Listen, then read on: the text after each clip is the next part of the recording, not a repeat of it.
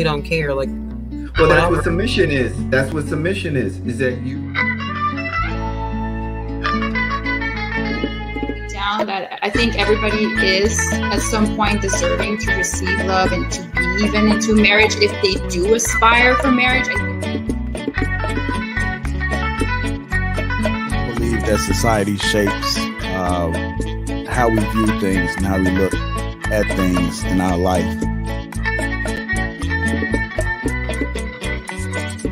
Make your own bed. That's basically what Kevin Samuels is saying. His delivery is what people kind of throws people off. But basically,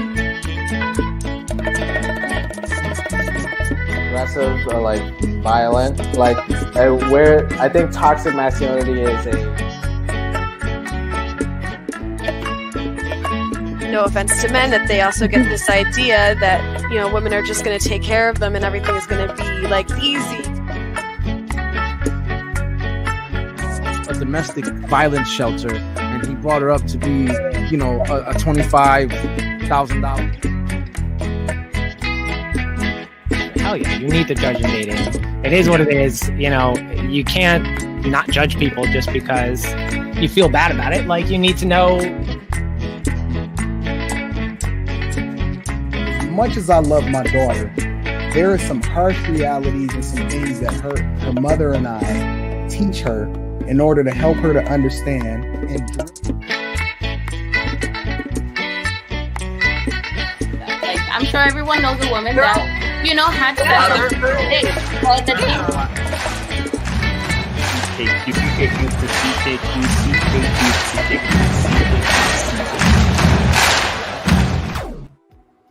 What is going on? Welcome back to CKQ Podcast. I'm your host, Clement. Do me a favor, hit that like and subscribe button to this channel for more content like this. We have our huge, gigantic, enormous panel of one today. Chris, the one person that's on time. Thank you for being on time, Chris. Of course. I know. I'm so glad I made it this time. Hi, everyone. I hope you're having a good night so far. My name is Chris. I have a channel called The Blooming Ebony, and also on Instagram. You can find me at The Blooming Ebony. I'm not active right now, so in the meantime, you can find me here on CKQ Podcast every Tuesday. So make sure you hit that like and subscribe button, and I hope you enjoy the show. Awesome. Chris, what's your thoughts on men's mental health?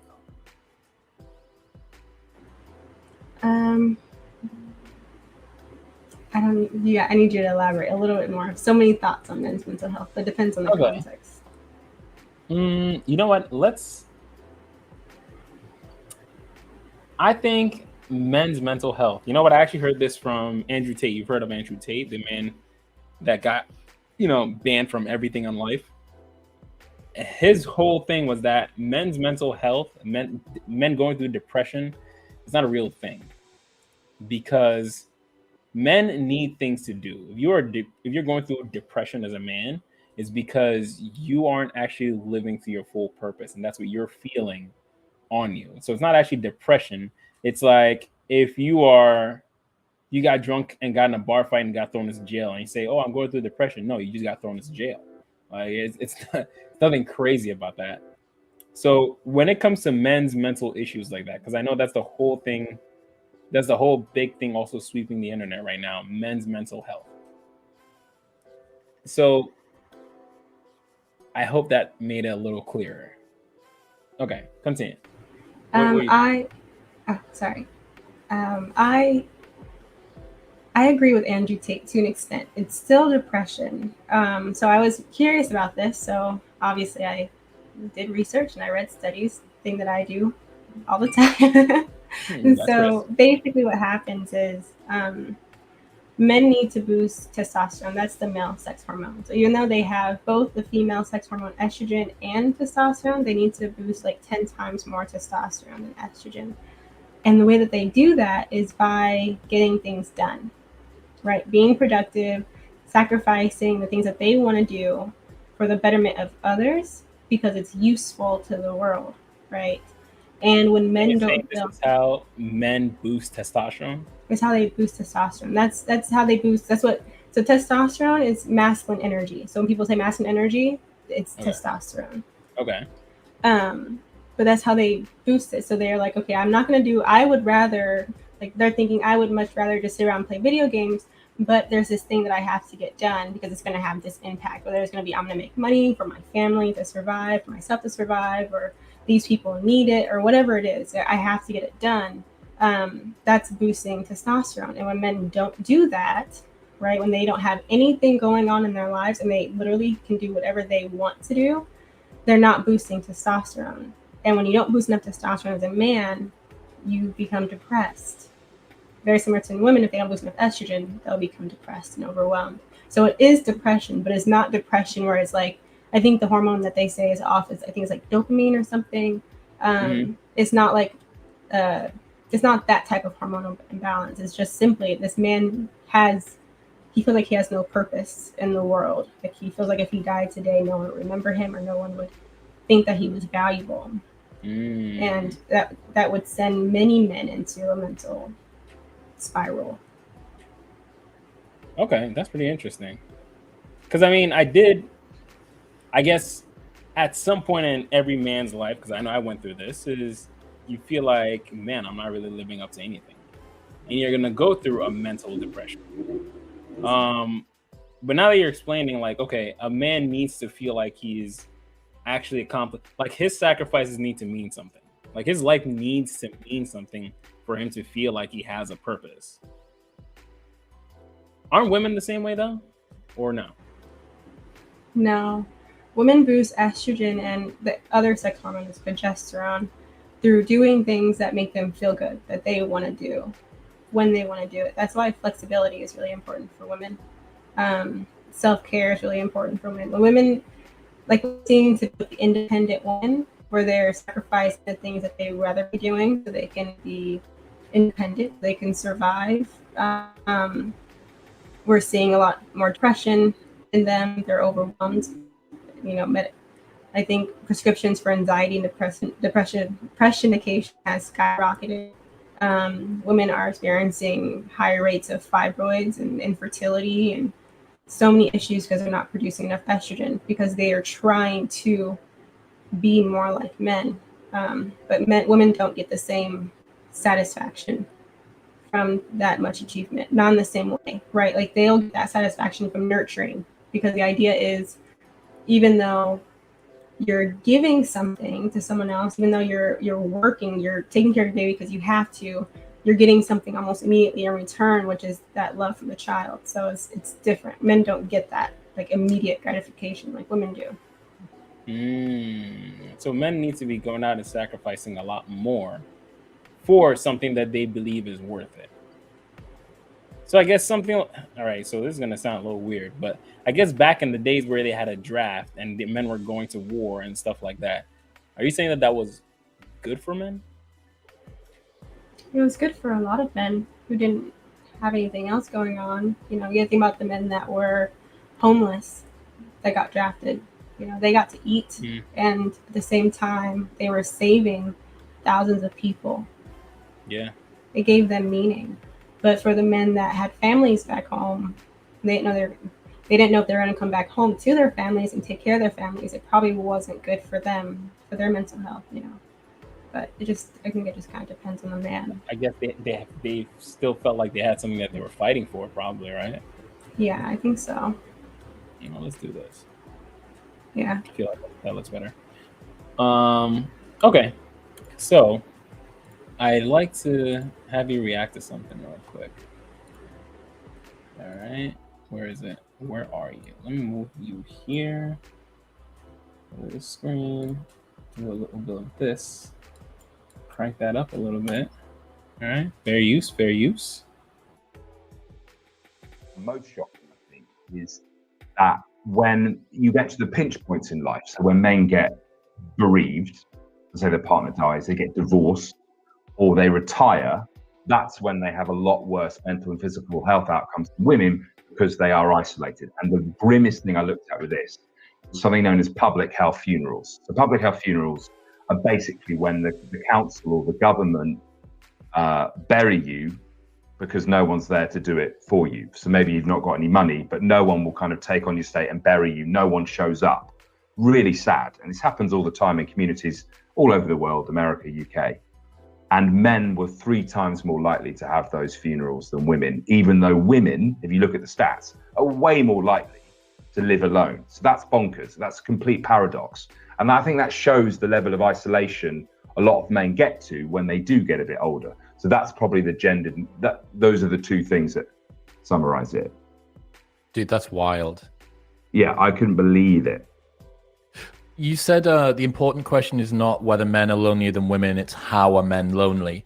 And I think that kind of reflects what you're talking about there, that it's not just the breadth of your connections. It's not how many people can you say all right to in the pub or at the season ticket seat that you've got at whatever football team that you support.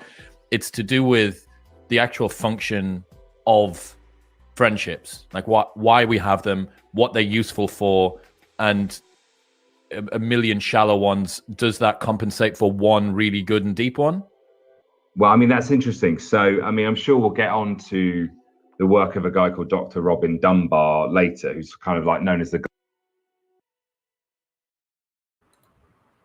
Thoughts? Wait, actually, before the billions, shout out to you, man. If you have some time, hit the link above the chat. Join the panel, join the talk if you have time. But thanks for stopping by, my man. All right, Chris, go. Shoot. I think that's so sad, but it makes sense, you know, like at that point, you know, if his wife divorced him, I wonder if there's a level of embarrassment, because let's say he's older, he's 65, he's now divorced, he's retired, so like his work, you know, doesn't need him anymore, so that's gone. His wife doesn't need him anymore, that's gone.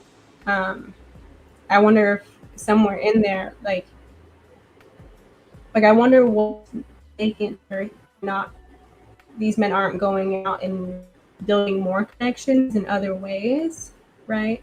If other connections for men just not as meaningful, or is it like at that point just kind of they just kind of feel like they failed, you know, so they just kind of isolate. So end up in isolation. This does anyone care about male loneliness? This was a very good podcast that I started listening to. I wanted to save some clips so that we can actually all react to. And this main guy that was just talking, he mainly started down this rabbit hole because he realized that, on my wedding day, I need a best man. So he was wondering okay, who's going to be my best man? And he wrote down a list of all his friends, and he realized all these people that he called his friends were just his coworkers. So to ask any one of those to be a best man, it would be okay, this is kind of awkward. So he went online and searched getting married, don't have a best man. And he found loads of articles of men actually saying that they're in the same exact boat. And he realized that what happens is a lot of men don't end up keeping or sustaining long friendships throughout their entire lives.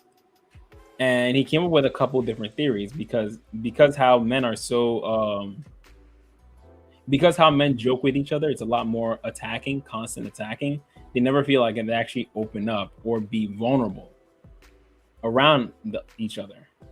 So they never actually build a deeper connection, or they never actually feel like this person can understand me or can actually open up to this person. What do you think? Yeah, I think that makes sense. So it's more so in the gap is in the way men make connections. Like they don't know how to do it, or they don't do it well enough to make them long lasting. Is that kind of the idea? Well, they don't do it well enough to make it long lasting, but it's also probably more they just don't know how to do it.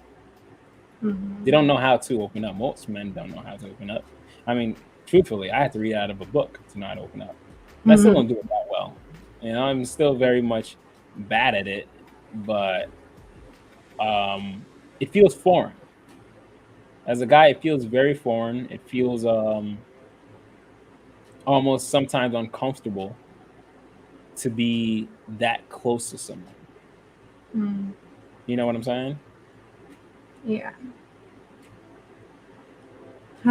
That's a tough one. I can't help but think about Kevin Samuels. He talked about this. He talked about men having lives out of work, building a network outside of work, and really valuing those friendships. And what's interesting is that women are told the same thing. Like, you need other women, and they're encouraged. So I wonder if this is fairly new, or if it's always been this way, where men just didn't have anyone, or I wonder if there was a point where men would kind of bond outside of work a bit more. Does that make sense? Like, I wonder if that's something that has kind of developed over the years, where it's just kind of worsened. I have a theory. Okay, Hear me out. So I think men learn to form good bonds with other men depending on how their bond is with their father. Because that's the first other male that you can ever have a bond with. And if that first connection with your father is always conflict, then you're not really ever going to know how to connect with other men, because all you've ever known was conflict with the first male that was there with you. It wasn't love. It wasn't togetherness. It wasn't brotherhood. It was like, this is my house. You do as I say. You know what I'm saying? That's a little theory I'm coming up with. So I think sometimes we always talk about daddy issues and how it affects women. So everyone knows how everything affects women when it comes to dads. Even Kevin Samuels, he spoke about that all the time. And no one ever thinks about how it actually affects guys as well, how it affects men. If you have a poor connection with your father, then you can have a whole bunch of surface relationships with a bunch of men, but you'll never actually connect or have a meaningful relationship with any of them. Thoughts? That's a great theory. I think, if you never, because like one person that they should be easy to have a healthy relationship with should be your father, right? Mm-hmm. And if that one doesn't even work, what are the odds you can make it work with complete strangers, and then they're probably like overly competitive. Oh, my camera's being weird. They're like overly competitive. You're lagging a little bit sometimes, just chopping in and out sometimes. Really? But it's okay. That's weird. Yeah. Okay. Like, it makes them overly competitive, probably because they didn't get that confidence from their father, so they overcompensating, and it's really hard to make friends when you're always competing with them. Like, they always think they have to compete with you. You're not going to want to share. You can't be vulnerable with someone who's always trying to beat you, because if you tell them what you're weak in, they're going to use it against you. Yeah, it's something that they have in their back pocket now. Yeah. Yeah, you can't trust someone like that. Wow, that's a really good theory. Yeah, I've been thinking about that, especially when it comes to this, like, even as far as the Kevin Samuels thing. Like, he said that men need to get out and create bonds with other men, but I think you have a huge portion of men, predominantly the Black community, huge portion of men that are growing up without fathers, so they don't truly know how to create bonds, or don't know how to really work with other men. Because the first one that they were supposed to have, that's probably why in the Black community there's a lot of violence against men on men, because the first man that was supposed to be in their life, they have nothing but hate for, so they don't know anything else but hate towards another man. Interesting theory. The other theory for that is so a lot of people think that masculinity is what makes men aggressive, but it's actually too much femininity that makes men aggressive. And so not having the man there, not having a positive example of that masculine role model, can lead men to be more irritable. What? Elaborate a little bit more. So basically what the theory is that when a man has a single mother who has to do everything on her own, right? Because she's the mom and he's just the kid. He doesn't build the confidence that he needs to build because she's going to do everything for him, and nothing he ever does is right. She'll say, oh, I can just do it myself, or he tries to help her and she doesn't let him like solve whatever problem she has. So he doesn't get that practice boosting that testosterone when he's younger, and that affects his confidence. Because in order for a man to boost testosterone, he has to solve a problem. He has to be confident enough to approach a problem knowing that he can solve it and then solve it, you know, like work towards it, like have the confidence to be able to solve it. And if he doesn't build that in his youth, it's really hard to like catch up later. So that like decreased testosterone can make them irritable, because they didn't have a dad saying like, just let him do it, just let him try it, or pushing him like, go do it, you can do it, just push yourself, right? He didn't have that. What about the idea of do you think someone like that can go through a mindset shift? Meaning, yes, if they don't have a father in their life, yes, they're growing up with a little bit of a deficit. But if they stop looking at it as, oh, I can't do this, instead of like I might fail, but at least I tried. Yeah, I think many of them grow out of it. Yeah, I think it's definitely possible to just change your mindset. I think a lot of those men, they typically just find something that they're good at, right? And they just stick with that. And once they find that, typically I think men go through this between like 28 and 30. That's my theory. Around 28, they realize either, okay, I've been kind of going down the wrong path. Like I'm kind of messed up. I need to fix this and find something that I'm good at and just stick to it and be able to take care of myself. Or they stay independent, they stay dependent, and then look for women that are going to mother them and then kind of stay in that mindset. Ooh. And that's how we have, that's perfect explanation of the dating market right now. Yeah. There's a lot of women are mothering men. Mm-hmm. And that's all they know. It's interesting to see that dynamic, and it's just, to me, it's just odd. It's very odd, because it's like, how can you as a guy be perfectly, because I would think that is nurture that deep that it can override biology? You know, like I would think that a man's need to provide would still, you know, override that nurture of, oh, a woman is providing for me and I'm okay with that.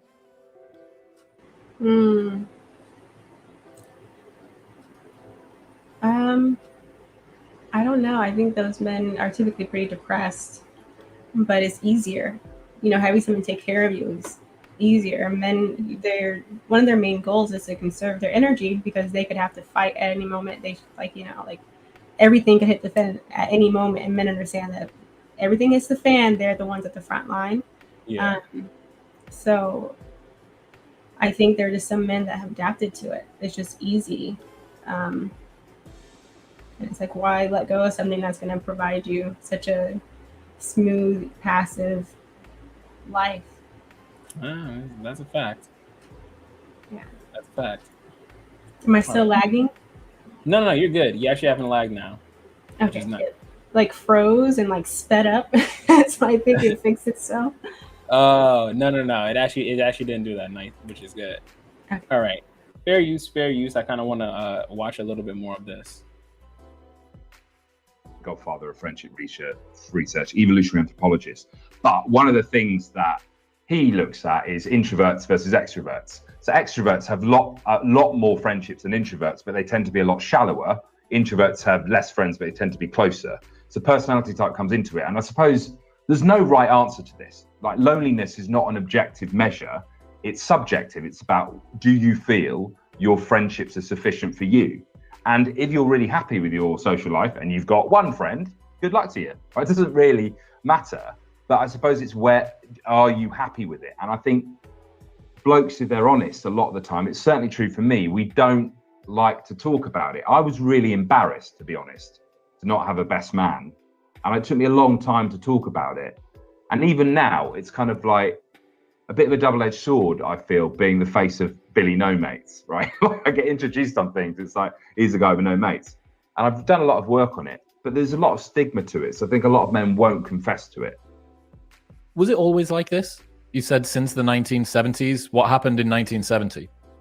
I mean, this is a really good question. So, I mean, the honest answer is they started measuring it. So we don't know what happened pre-1970s. But so we can maybe get into maybe why this happens now. So there's essentially three broad theories. Maybe the third one you could argue interacts with the other two.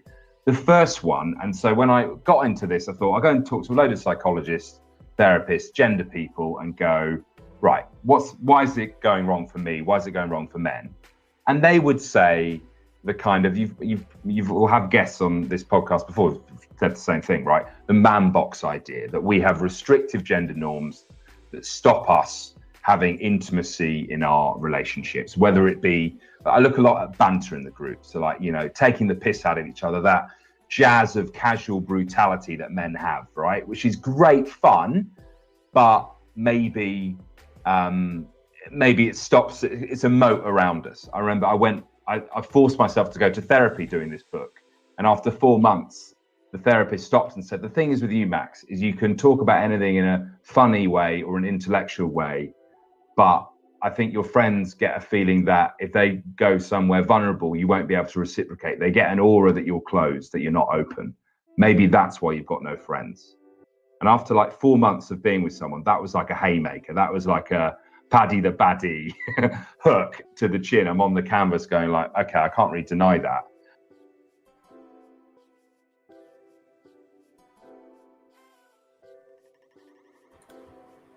I wish John was here to really, I could verify it with another male, just because that is real though.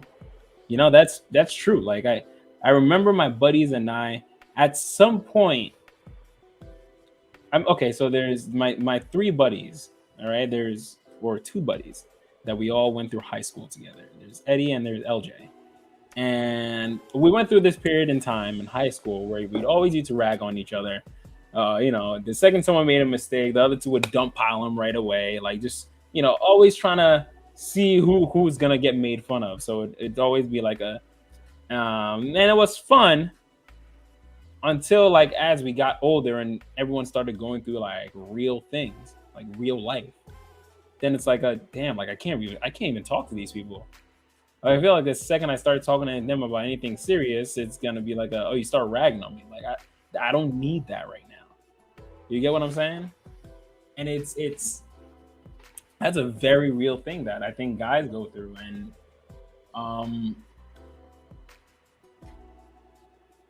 I just don't think a lot of guys know how to give each other the props or the attaboy, the good job, you know? Because it's like it's male intimacy and it's just weird. It feels weird. It's just uncomfortable. But I think a lot of male loneliness happens because men just don't get out of that habit of learning to express or emote themselves a little bit better. But I think you said before that men have a different way of emoting, correct? They do. Men.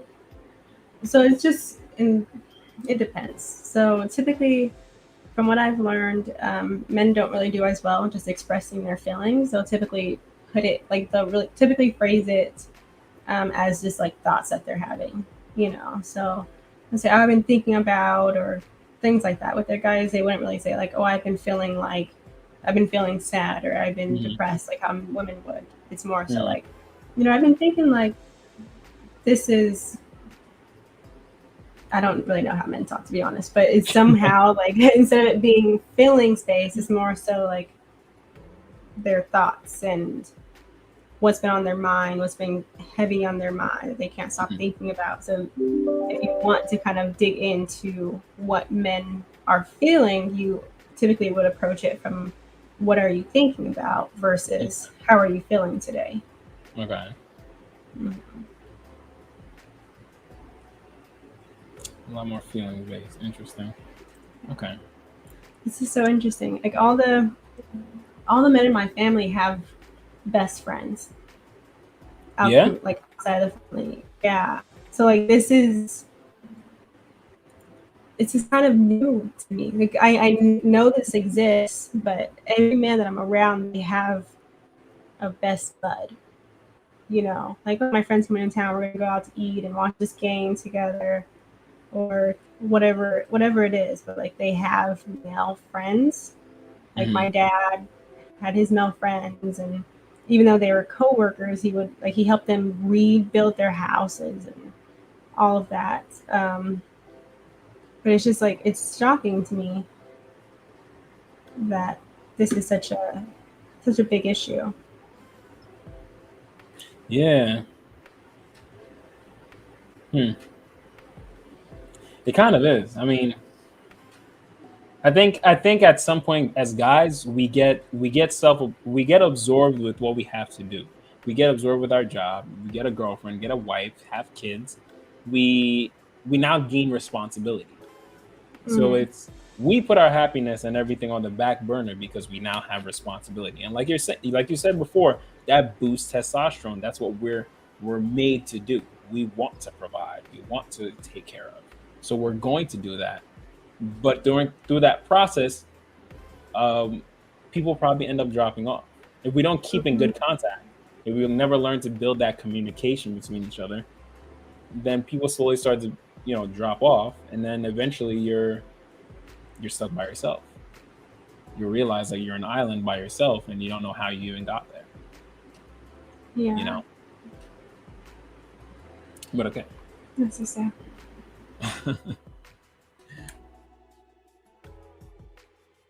So there's something to it. But then on the flip side, we'll get to that later maybe as well, is that, the banter is a form of intimacy. But it's this idea that we have these rules. Another one is affection. Like, I thought, when have I ever told a male friend I like them, let alone I love them? I mean, maybe after 7 or 8 beers. And we maybe won't talk about that. So like, I often feel like male friendships are like a probationary period where you're not sure you really like each other. Is there going to be a job at the end of it? So we kind of keep it at the same level. So these sort of basic rules to do with masculinity, you'd say, they're getting in the way, the psychologists would argue. But then to go back to your point, Chris, about you said about, well, what happened in the 70s? Well, one thing that happened in the 70s is we started talking about gender, and now you cannot argue that it's not easier to be a man than it was in the 70s in terms of masculine roles. It's a lot looser. We're much more ways of being a bloke than my dad has, right, who's turning 70 in October. But male friendships, the stats show, haven't got better. So it can't only be the gender stuff, which is when you get into kind of the second theory. Which is that, we're now coming to Dr. Robin Dunbar. So Dr. Robin Dunbar, who's an amazing guy, he's got a book about friends. He came up with what's known as the social brain hypothesis, which is essentially this idea, or he proved it. I think someone else came up with it, but he proved it, which is that there's a cognitive limit to the number of friends we can have as a human being. So this is 150. So it's what's become known as Dunbar's number. We can only have 150 friends. And within that number, there are different circles of friendship. So they go 5, 15, 50, 150. So you have 5 really close mates. Maybe your parents are in there, girlfriend or a mate, and et cetera, et cetera. But he said to me, the social world of men and women is really different. And it's not trendy to talk about it, but actually if you look at it, it's really different. And to summarize it quickly, it can be represented like this. Female friendships tend to be face-to-face, based around talk. There's a lot of emotional disclosure. Male friendships tend to be side-by-side, based around sharing space, sharing activities, often in groups. That's about style and it's about preference. And so fundamentally, there's differences there. And that might be why male friendships are less close and why they may look different in terms of closeness compared to the female ones. And he also said that when it comes to our software, so the stuff in our brain, he talks about something called mentalizing. So mentalizing is essentially the ability to understand other people's mind states. So with you, Chris, I'm looking at you now, I'm hearing the tone of your voice, I'm reading your body language, I'm taking some contextual clues, I'm trying to read the room and work out what's an appropriate response.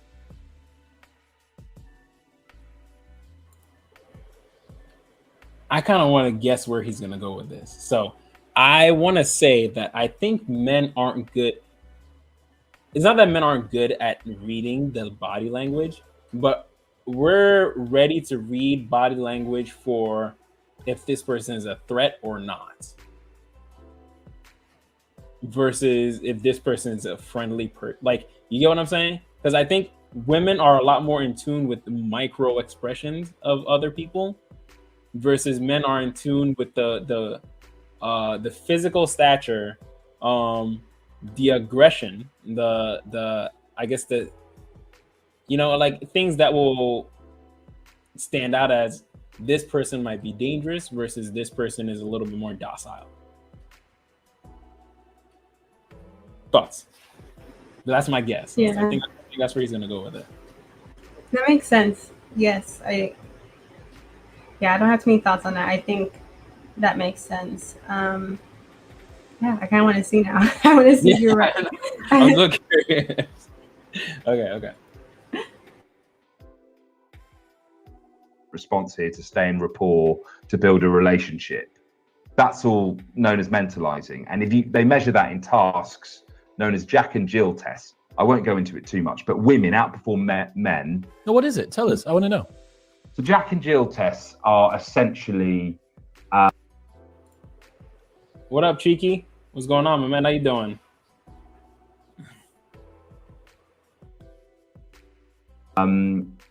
This is how they test, I think, often autism with children, where they've got Jack and Jill. Imagine there's two dolls. It's about orders of intentionality. So it's about working out. So Jack thinks this about Jill, but Jill's thinking this about so-and-so, who's thinking this about so-and-so. Can you follow those lines of intentionality? So for example, in a conversation, what would that look like? I say something to you, which is a bit tactless. Your girlfriend stood next to you going, bloody hell, that's a bit much. And her mum's there going, God, I hate Chris's mates, right? Okay, so reading those kind of relationships all at once, which when we see examples like that all the time, is what socializing is. Reading the room, reading each other. Women are much better at it than men.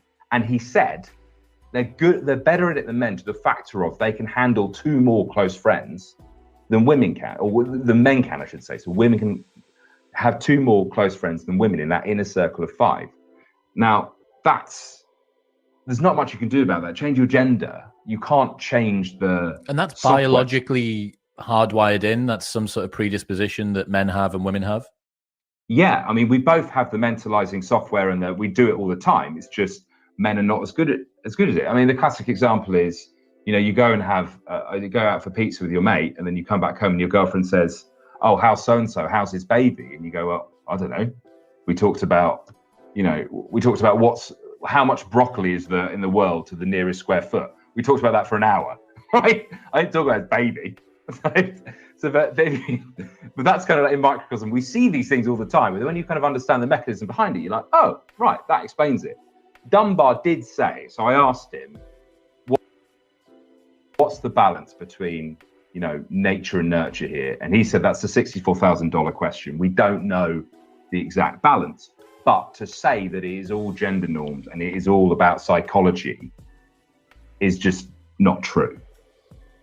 Did he have potential?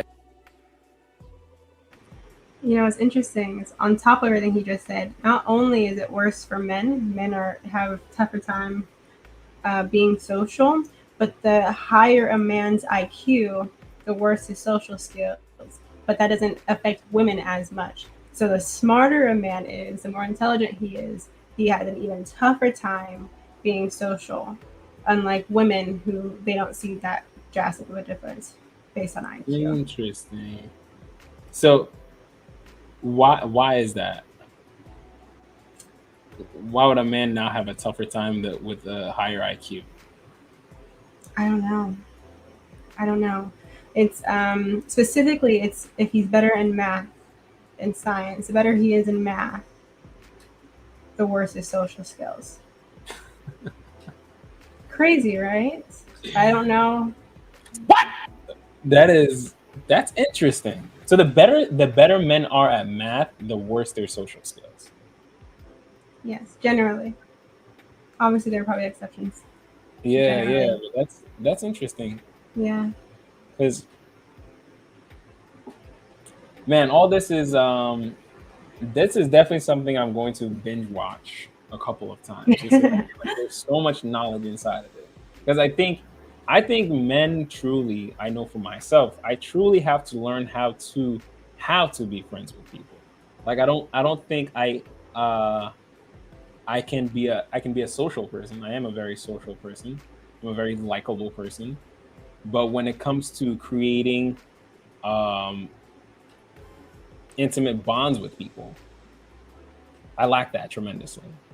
Mm-hmm. It's almost like it's almost to a point where I don't get it. It doesn't make sense to me. Do you think? So I think so. The question is that a problem? Is it that we're trying to force men to be friends in the way that they're not meant to? Like there's a way for them to have intimate bonds, but it's just not going to look the way that women bonds look? Okay. Or is it that men are just incapable of creating bonds? I think because I've seen it, I think it's possible.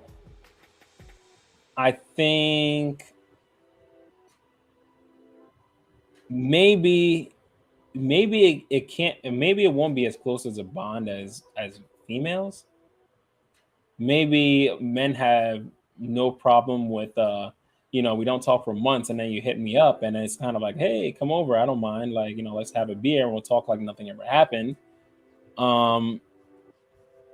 But going on through I guess that's why it says women can hold 2 more friends than men can, because men were perfectly okay with not talking to each other for months at a time. And then when we talk again, it's kind of like nothing ever happened.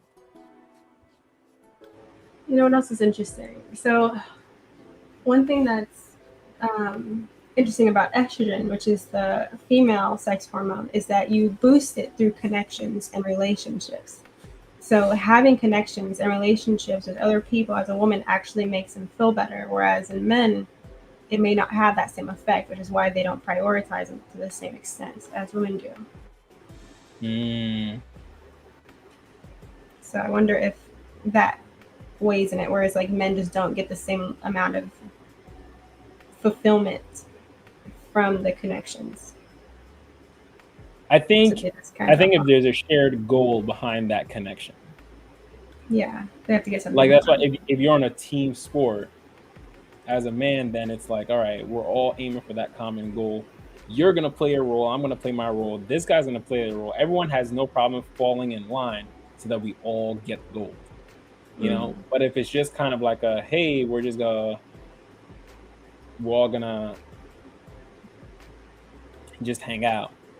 I don't know. I think after a while that becomes old, because we need things to do. There needs to be something to do. It can't just be, get together and just talk, I just, like you said, if men are sitting around talking most of the time, it's just going to boost their estrogen. But now I have a different point to connect with, right? Yo, E. Okay. So I now have a different point I would like to point out and see if men are actually creating this for themselves, though. So fair use. I'm 32 years old. I've been watching you since 2010. I've learned a lot from you, dude. I'm working as a security officer for a hospital in downtown Tampa. One thing I noticed over the last 10 years is I constantly am surrounded and working with weak, feminine, and degenerate men. And it can't be extremely draining. It can be extremely draining and exhausting to associate myself with them. What would you suggest, or what would I possibly do if you recommend? Don't talk to them. Don't talk to them, but not in a mean way, but in a way that, like, I really have nothing to say to you. We have nothing in common. I'm not interested in changing you. I'm just here doing my job. keep your distance. That's my opinion. Mind your business, keep your distance, and do what's in front of you. If you hear them whining, you hear them complaining, you hear them doing faggy stuff, let them be. Let them be. If they come and ask you your opinion, well, then give your opinion. But if nobody asks you your opinion, then you just stay out of, you just. Shout out to E Black in the chat. E Black TV, what's going on, my man? Chris, let's talk about this real quick. E Black, if you got a minute, come up. We're talking a little bit about men's mental health. I definitely want to get another man's opinion on this. So if you got a quick minute, pop up. You know, you don't need to have the camera on, but I'm curious to get another male's perspective. But I think Chris, what do you think about that? What we just watched? Well, I want to know what the men are doing that's making them effeminate. Like, what exactly are these other coworkers doing? And I don't think that the solution to that problem is just to avoid them. Like, it's not contagious. Like, he's not going to become more feminine being around them. If anything, if they're complaining and he has solutions to their problems, it's actually going to help him be more masculine. So that was interesting. So I agree with you. I agree with you that when we start isolating away from each other so much, like I understand it's the like, I don't want to be next to that guy. He's complaining too much. But I think eventually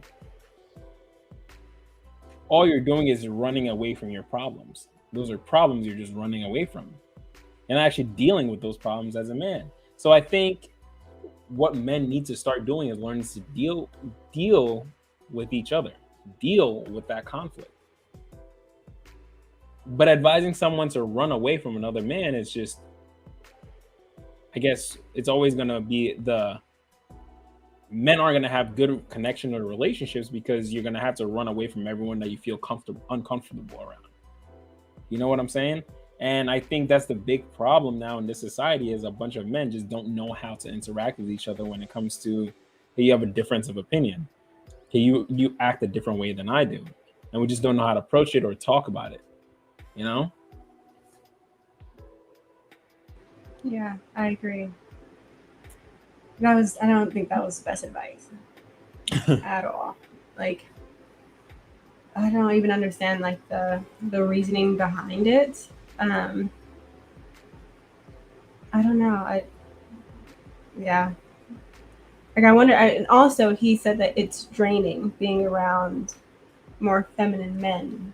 Mm-hmm. And also, like, what about it is draining? Like, are you complaining with them? So now that's draining you. Like, how are you interacting with them that's making the interaction so unpleasant?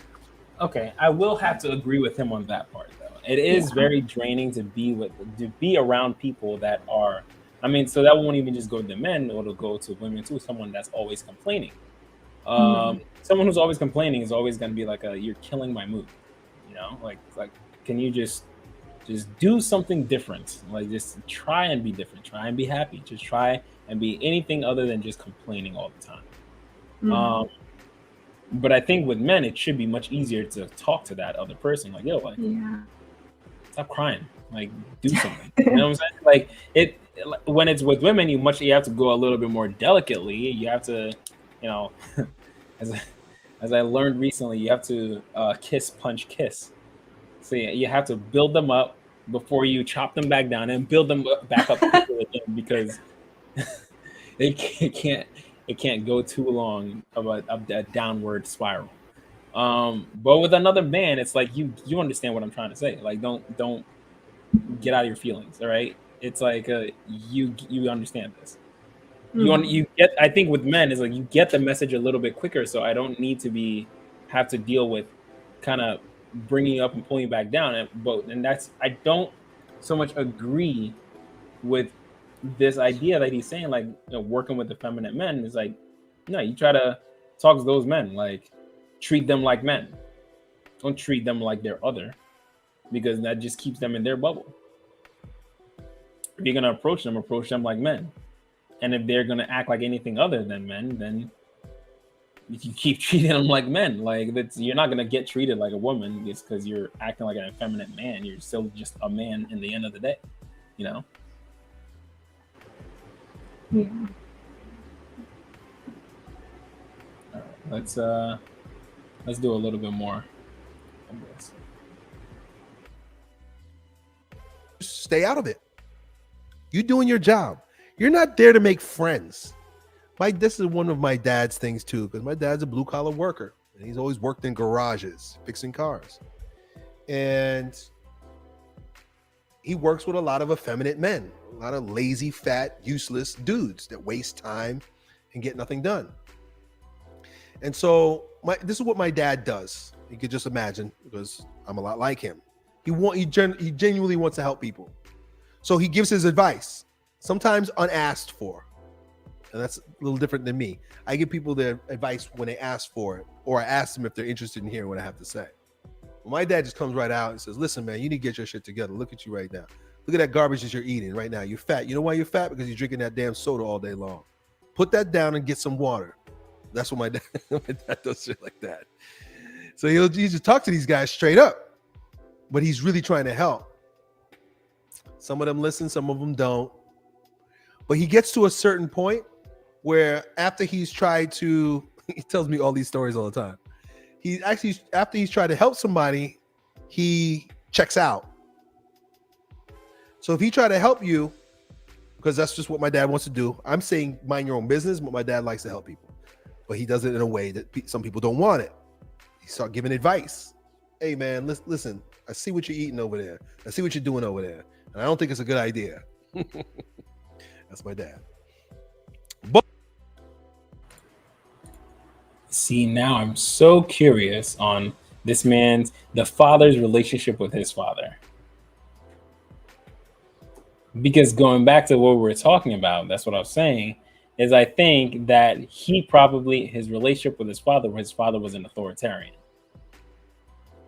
So the only way he knows how to talk to other men is that how his father approached him with everything. Why are you doing this? You know, he comes in and he drops what he needs to say. There's no understanding. I don't need to understand you. You don't need to understand me. You just need to do as I say. So he's not even ready or willing to hear a response from the people, because he walks in, he says his opinion, and he walks out. You need to be doing what I say, and that's it. You get what I'm saying? And that's what I'm thinking. Like that's probably his relationship with his father, and that's how he learned to deal with other men. It's very authoritarian-like, and I think I'm really starting to think that that's a thing. Like that's how men really truly interact. If that's how they've interacted with their father, then that's how they're going to interact with other men. And a lot of men either don't know their father or hate their father, so they just don't know how to keep or sustain long relationships or friendships, because they only know how to combat or fight with any other man that comes around. Thoughts? Yeah, that makes sense. And that makes a lot of sense, actually. Like having a father that is, I wonder if his father was hard to please as well, like had a lot of demands that were just hard to meet, and it was just easier to just let it be. You know, like there's a problem over there, my dad's a problem, I'm just gonna let it be instead of dealing with it head on. And so that's the advice that he gives now, where he's like, you know, it's a problem, just let it be. Like just let them deal with it. It's too draining to try to fix everything. So yeah, it makes sense, like how that. Wait, are you saying that that's the kind of relationship that he had with his father? The guy in the video maybe had with his father. His father was more of an authoritarian, who was like always do better. Like he never. I wonder if his dad ever stopped to say like, "You did that well. Like you fixed that well. You solved this well," or was just always. You're doing this wrong. Do this. You're doing this wrong. Do this. You're doing this wrong, and it's just over and over and over. You're just beating. You're just destroying their ego. You're just destroying them as a person. And I think that can only go but so far. Mm-hmm. You know, that sounds draining. It sounds exhausting. It sounds to be beating up on someone's ego or their sense of self-worth for so long, eventually that person is just going to just tune you out and do whatever it is that they're going to do. Yeah. I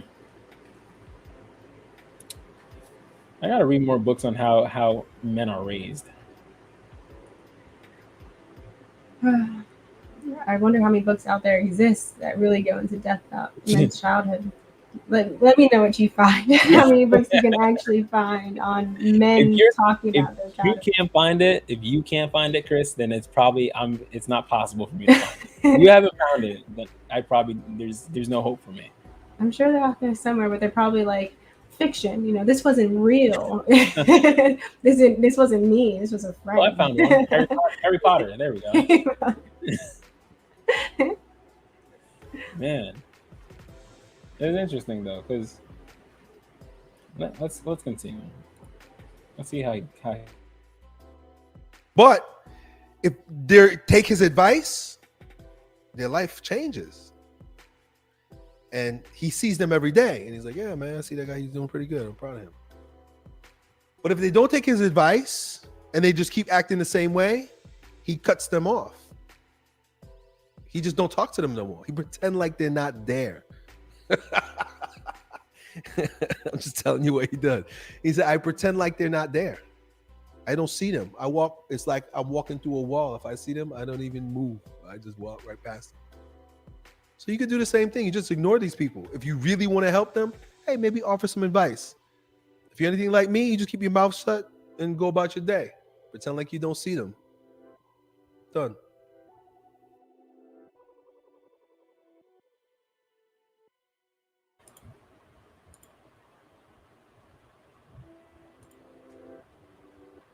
That was horrible. That was horrible advice for men. Like any man that's actually trying to improve themselves, any man that's actually trying to, okay, he's gonna go through life always one in his head, never actually verbalizing what it is that he's actually feeling about someone else. He's never actually gonna be able to deal with conflict. And two, he's never actually gonna build any kinds of friendships. You don't know anything about those guys.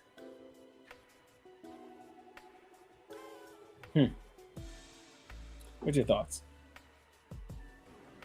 I agree. And I think that we're seeing a very similar thing in the manosphere right now when they talk about relationships with women, highlighting, constantly thinking, like just being overly critical, and instead of trying to identify what the problem is, just kind of avoiding it altogether, while still kind of in a way like letting it like plague their mind. Like, this isn't just at work that he's going to be doing this. Like, he's going to go into other places, right? His next job, he's going to have the same mindset. Like, this man has this particular quality that makes him effeminate, so I'm just going to avoid him, right? Mm-hmm. But that relationship could help him progress in his career, or just different aspects of his life where he's missing out on opportunities to connect and build a network with men he's not going to, because in his head he's thinking, oh, I can't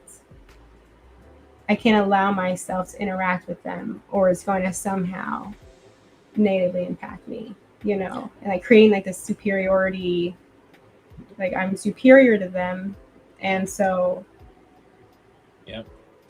I can't interact with them, even though he didn't actually, like, there's no basis for how he's better than them, you know. He's never said anything.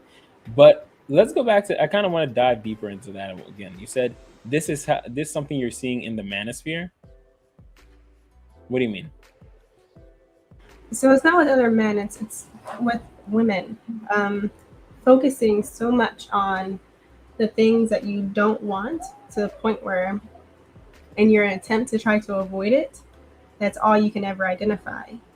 You know, because you're like, fear is just as strong as desire, you know, and trying to identify little things to avoid. That's all you're ever going to see. So, you know, so if he's like, if I'm around these feminine men, they're going to make me feminine. I need to steer clear of feminine men. He's only going to be able to identify other feminine men instead of saying, I need to be around more masculine men and be able to identify qualities that make those men masculine and kind of choosing those in people. Yeah. Does that make sense? Yeah. Yeah, no, that's absolutely right, because in the manosphere, that's all you see is the worst types of women, the worst archetypes of women. Yeah. And that's all that's spread around. So it's the delusion that that's all that's out here. Yeah. Whereas the women that men would actually want to marry, they most likely wouldn't be on social media doing all the crazy things that you're seeing. Mm-mm. But all on social media and the manosphere, everywhere in the manosphere, all that's highlighted is the worst of women. Mm-hmm. And it's branched out to, okay, this is all women. All women are this way. Oh, we say not all. Even something like Fresh and Fit, like they bring on 21-year-old girls in Miami. Like there's only so many good thoughts that you can actually get out of a group of like 21-year-olds that just hit Miami. Man, they literally don't care about anything. They don't care about men at that point in time. They don't care about what a man wants. They're at the height of their life. They can get anything that they want. Someone probably flew them out there. They didn't even go there on their own. So it's insane. But it's perpetuated that that's all that's out here. Yeah, it's winning by is it like default? Like if you were to race someone, but they got disqualified before the race, so it's kind of like you won because the other person you're competing with couldn't compete. Didn't show up. You don't get any satisfaction from that. You didn't actually gain anything from that. And I think what's going on now is, like for this man in particular, he's going to go around knowing how to disqualify other men. But what happens when he interacts with a real masculine man that may be more masculine than him? He won't know how to interact with that man. He's going to be looking for things about him to try to make himself feel bigger than him, right? Instead of acknowledging that strength that the other man has and trying to learn from it. He's not going to be open to that. He's not going to know what that looks like. He's probably going to feel threatened by it even, because he's been spending the last how many years disqualifying other men and saying, oh, you're not good enough to be with me. I'm better than you in this way and this way and this way. But what happens when you can't do that anymore?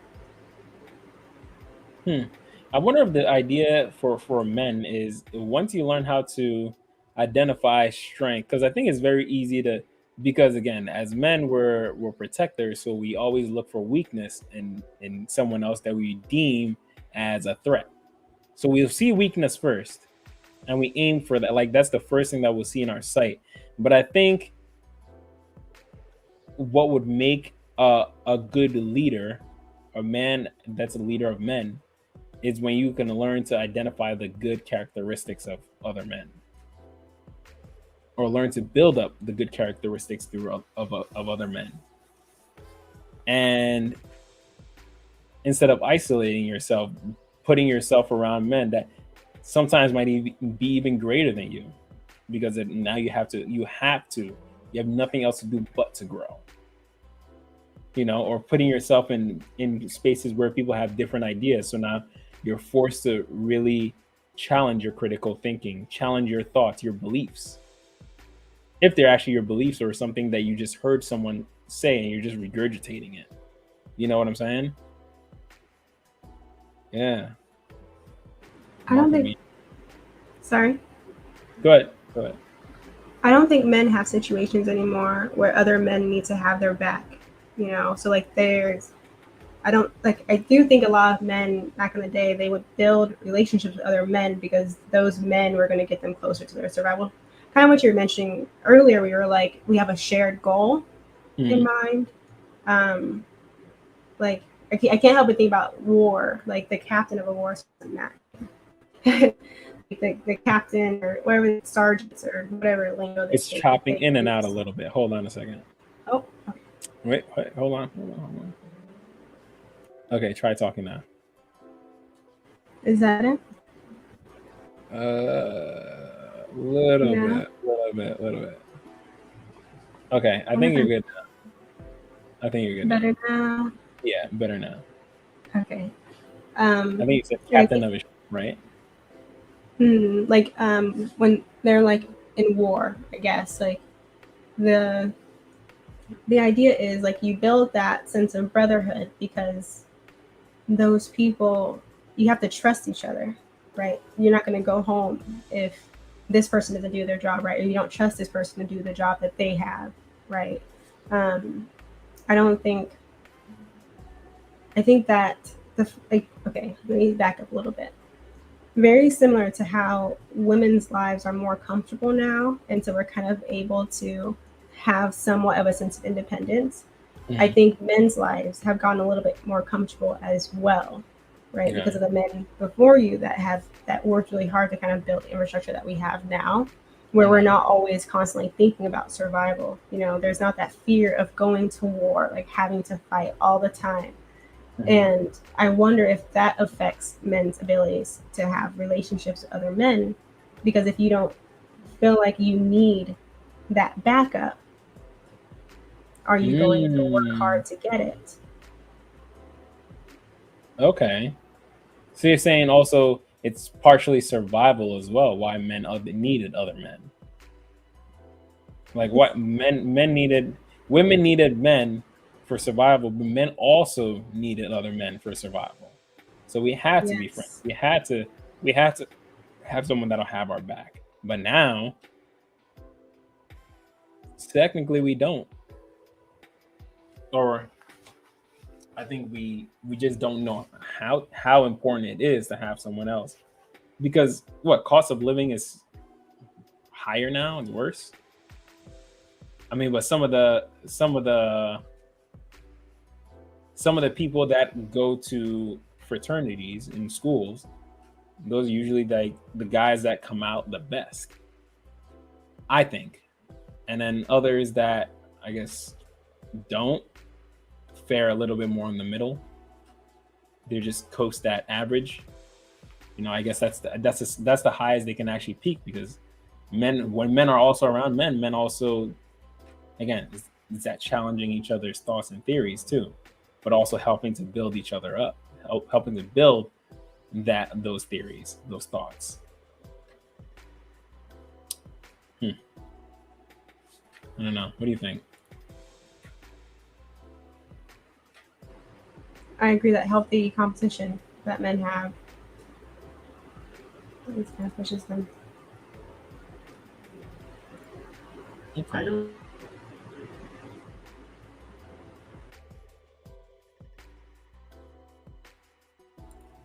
All right, so we're gonna tackle a little bit of this guy, my boy Andrew Tate. All right, so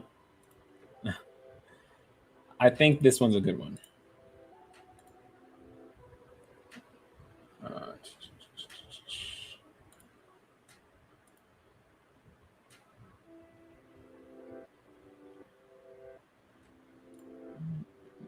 I don't.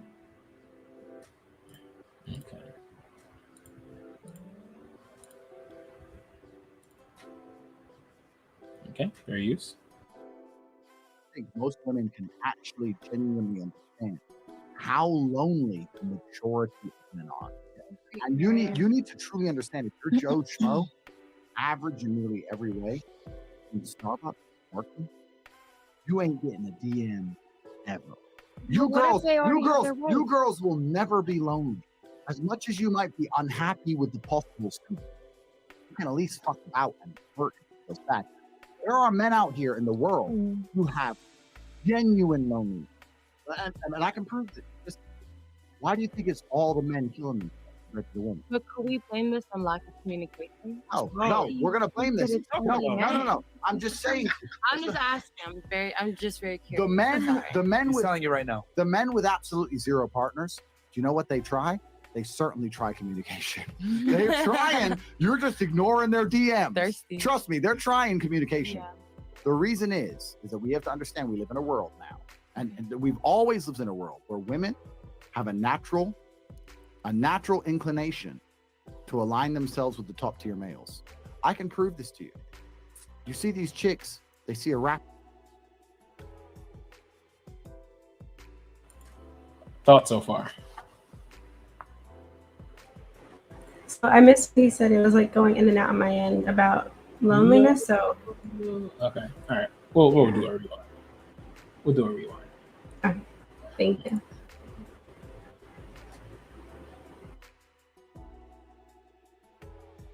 I don't think most women can actually genuinely understand how lonely the majority of men are. Yeah. And you need to truly understand, if you're Joe Schmo, average in nearly every way, in Starbucks working, you ain't getting a DM ever. You girls will never be lonely.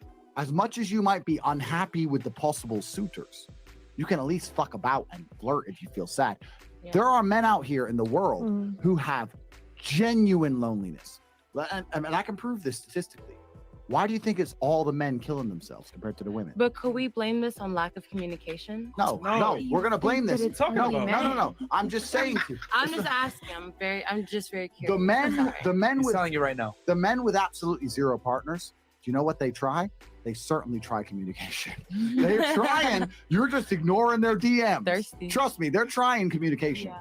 The reason is that we have to understand we live in a world now, and we've always lived in a world where women have a natural inclination to align themselves with the top tier males. I can prove this to you. You see these chicks, they see a rapper in the club, they want to fuck with the rapper. Do you think they believe that rapper is loyal? No, they don't give a fuck. He's the Don. That's the game. It's always been the game. It still is the game.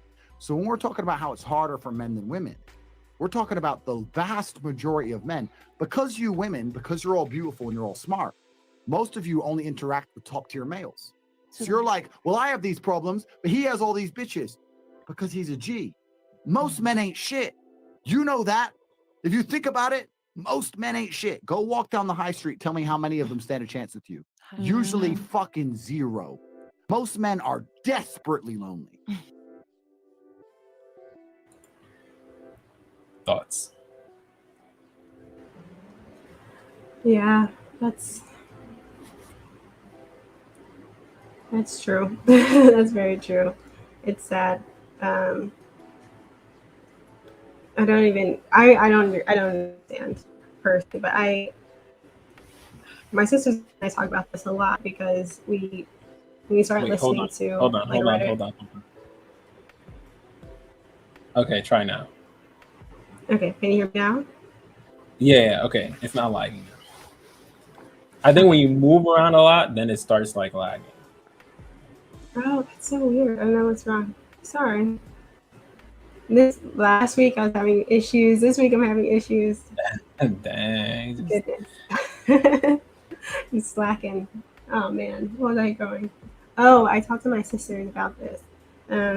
Because we grew up like, 50 grand is a lot of money. 60 grand, 70, 80, like it's a lot. Like, you can live off of that. And then you listen to all these women and they're with the types of men that they're going for, just the fact that they overlook, out of 100 men, they overlook 80 for 20. Or even sometimes they overlook probably 90. yeah, they overlook really 99 for one. Yeah. And it's just like, it's absolutely ridiculous. And a lot of those men, yeah, they fell. Even Kendra G, I watch her like single show, and she'll even say like, that is. Yeah, if a good man calls in, he'll get like 2,000-3,000 DMs from women. Good woman calls in, they may get 1,000. I mean, the 1,000 that they don't want to, though, and that's the crazy part. Like, when there is a good woman that calls in on Kendra's, like her DMs blow up. But when there is a good man, same thing.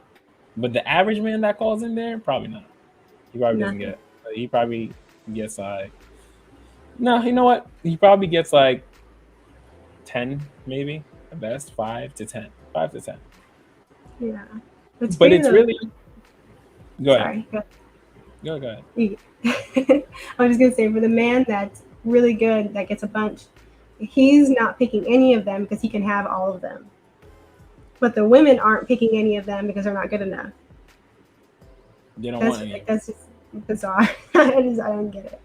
Well, I mean, men just want options. Like, when a good guy goes on there, like, he's probably thinking like, all right, well, I'm probably gonna get a bunch, and he probably gets far more than he expected, and then he's kind of like, now he's spoiled for choice. Like, okay, well, there's this one, there's this one, there's this one, there's this one. I kind of want to try them all, but you know, there's sometimes where I think that people are delusional, especially like when it comes to the manosphere.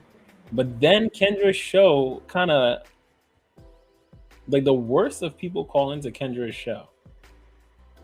I feel like that like this legit the worst, like when it comes to Kendra G's show, the worst types of people call into that show. And like some of the women that I'll see on there, I'm kind of like, but you're not even, you're nothing. Like listen, I don't typically down women that much. I don't think. Maybe I do, but I don't know. I don't think so. But most of the time, the women on that show are like, so there was one that I was watching today. I think it was from her last night show. And there was a young lady on there. Very good looking. Pretty girl. She had a kid. She wants a guy that I think she wanted him making 6 figures because she's going to be making 6 figures. But she doesn't want him to have a kid because she already has a kid. And if he does, it has to be like 2. It could only be like 2, but from the same baby mama. But she doesn't want any more kids. I was like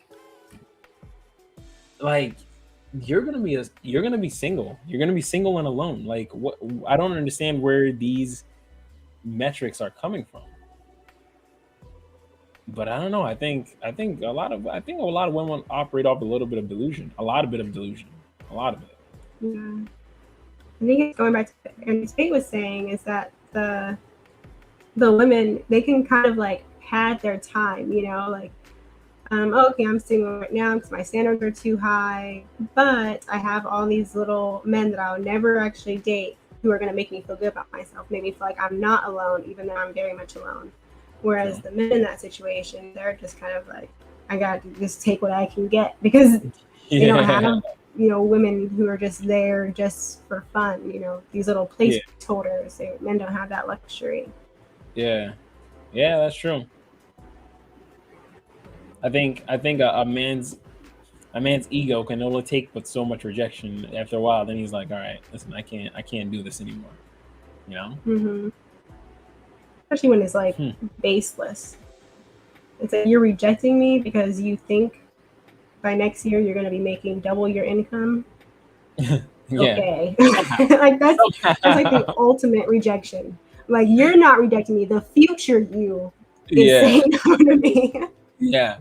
That's just so it's sad. like, no, you're not enough for my future. It's like, are you crazy? Like, oh, this year I'm making 60K, but next year I'll make 120. Like, so you're not enough. It's like, how what skills are you going to learn within the next year to somehow double, to take you from mid 5 figures to damn near close to mid 6 or damn near close to what, 150? Like, I don't know. I don't get it. But I like to think that that's not all women. But then there's sometimes where I see some of the people that call in on our show, and I'm just like, damn, like, dude, you guys are delusional. Mm-hmm. But okay, went off on a tangent. Going back to what Andrew Tate was saying. Mm-hmm. I think that what he was saying right there is perfect. That a lot of men live very lonely lives, extremely lonely, wildly lonely. And then going back to that other guy's point, where it's like, okay, when you see people like that you don't agree with, that you don't think your mind can associate with, you cut them off and you don't even interact with them. What kind of lifestyle are you going to lead if women are ignoring you and then you're ignoring other men because you don't even agree with them? these are the men that I think ends up eventually offing themselves, or who knows, just ending up Dying stuck in a alone. basement. Yeah, dying alone, buying a dog and dying alone, because men die alone too. And it's crazy that it's not talked about, it's not really heard of, but men die alone. And if you're giving the advice to men, like, hey, if you don't agree with someone's thought process, you don't talk to them, you don't look in the direction, you don't even associate with them. Like, what? That's insane. It's like self-sabotage. Like you're just setting yourself up for failure. That's sad. It's really sad to think about.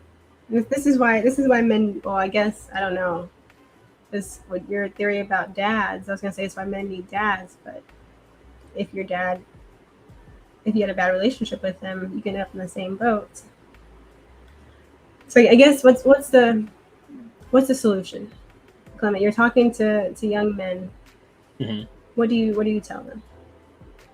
What do I tell them? I tell them humble yourself. I tell them that every person can teach. Everyone can teach you something. Don't ever think that you're better than someone. Be confident in who you are and be confident in what your ability and what you can do. But don't ever think that you're too good to not listen to someone's advice or what they have to offer, because they've lived a life different than you, and you can always learn from someone. Hey, Nick, how you doing? Hey, hi. Sorry, you're right on time. I went out. It's okay. I think I'm just coming back in. No worries. I'm glad you stuck out. Margaritas in my system. Oh, Taco Tuesdays. Cheers to that. All right. Cheers. Oh, that's my glass at the bar. Yeah. Okay. Hey, Chris. What y'all been talking about? Dang, for real? Nobody else was there? I'm sorry. I mean, we've been having a pretty good conversation. Oh, yeah, did? Okay. Yeah. But all right, we'll do a little bit of a reaction. We'll have you chime in on the reaction too. Okay? So we'll start it over. Fair use. You genuinely understand. I don't think most women can actually genuinely understand how lonely the majority of men are. Yeah. And you need to truly understand, if you're Joe Schmo, average in nearly every way, in Starbucks working, you ain't getting a DM ever. You girls will never be lonely. As much as you might be unhappy with the possible suitors, you can at least fuck about and flirt if you feel sad. Yeah. There are men out here in the world who have genuine loneliness. And I can prove this statistically. Why do you think it's all the men killing themselves compared to the women? But could we blame this on lack of communication? No, we're going to blame this. No. I'm just saying. I'm just asking. I'm just very curious. The men He's with telling you right now. The men with absolutely zero partners, do you know what they try? They certainly try communication. They're trying. You're just ignoring their DMs. Thirsty. Trust me, they're trying communication. Yeah. The reason is that we have to understand we live in a world now, and we've always lived in a world where women have a natural inclination to align themselves with the top tier males. I can prove this to you. You see these chicks, they see a rapper in the club. They want to fuck with the rapper. Do you think they believe that rapper is loyal? No, they don't give a fuck. He's the Don. That's the game. It's always been the game. It still is the game. So when we're talking about how it's harder for men than women, we're talking about the vast majority of men.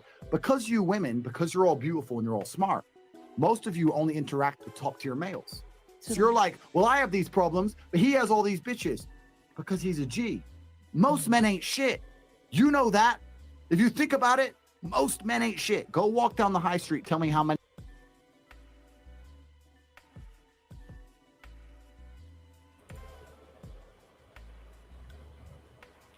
Thoughts, Unique?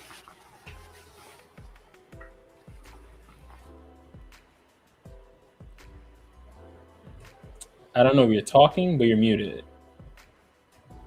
So I didn't get quite what he was trying to say a little bit. He was trying to say, I'm trying to get it together. He was saying that they have more of a privilege because of, what was it again? No, his whole thing is that men's lives are much lonelier. Oh, much lonelier, and the women is it that the men are more lonelier, but women isn't? Yeah, like men are much more like a woman can never truly understand how lonely a man's life is. That's what he says. Like the average man is far lonelier than any woman can ever understand. Do you agree? Do you understand? What? Do I agree or disagree? Or? Yeah. What's your thoughts on that? I would say in general and mostly, yes, I agree with that.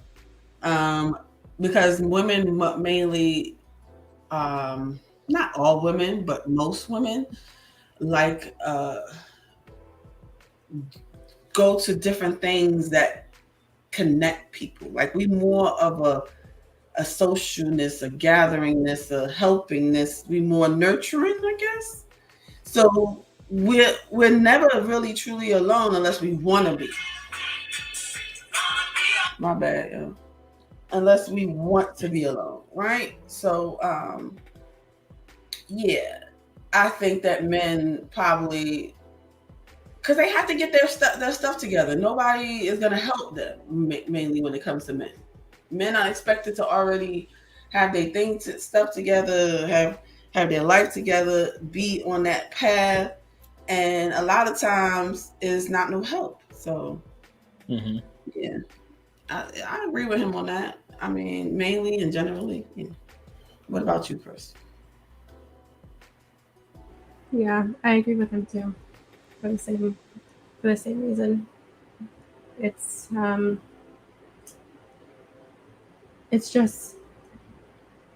much harder for men. I think women just have I wonder if it is like a privilege, like the amount of leverage that women have. Like I wonder if it's evolutionary.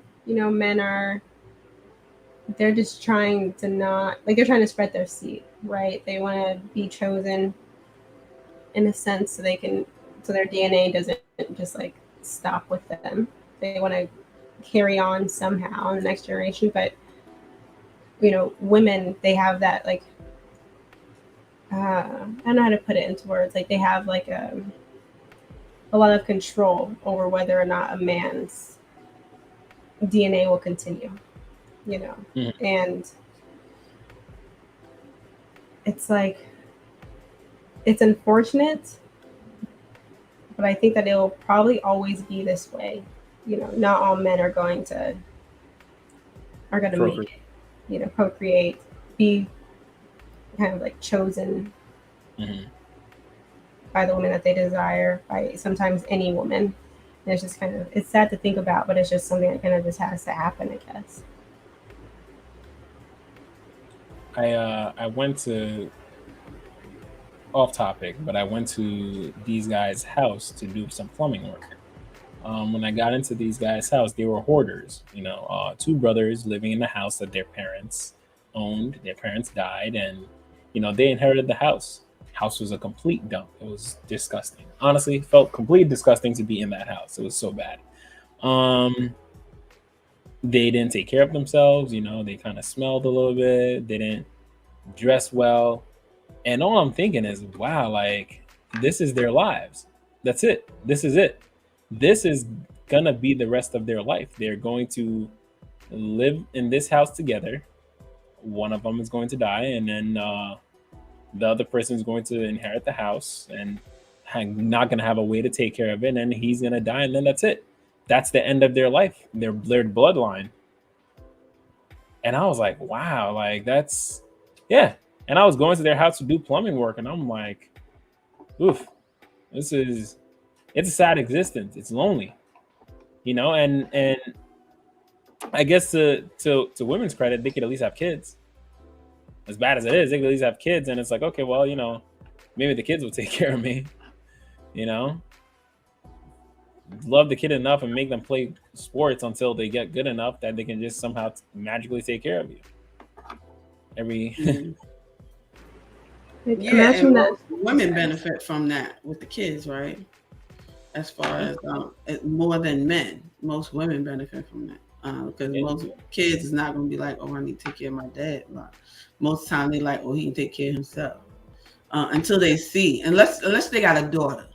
If a man got a daughter that's in their life and she can see what's going on, a lot of times, you know, if she's nurturing, she'll take care of it. But I don't know. I might have to disagree with that one too. Why?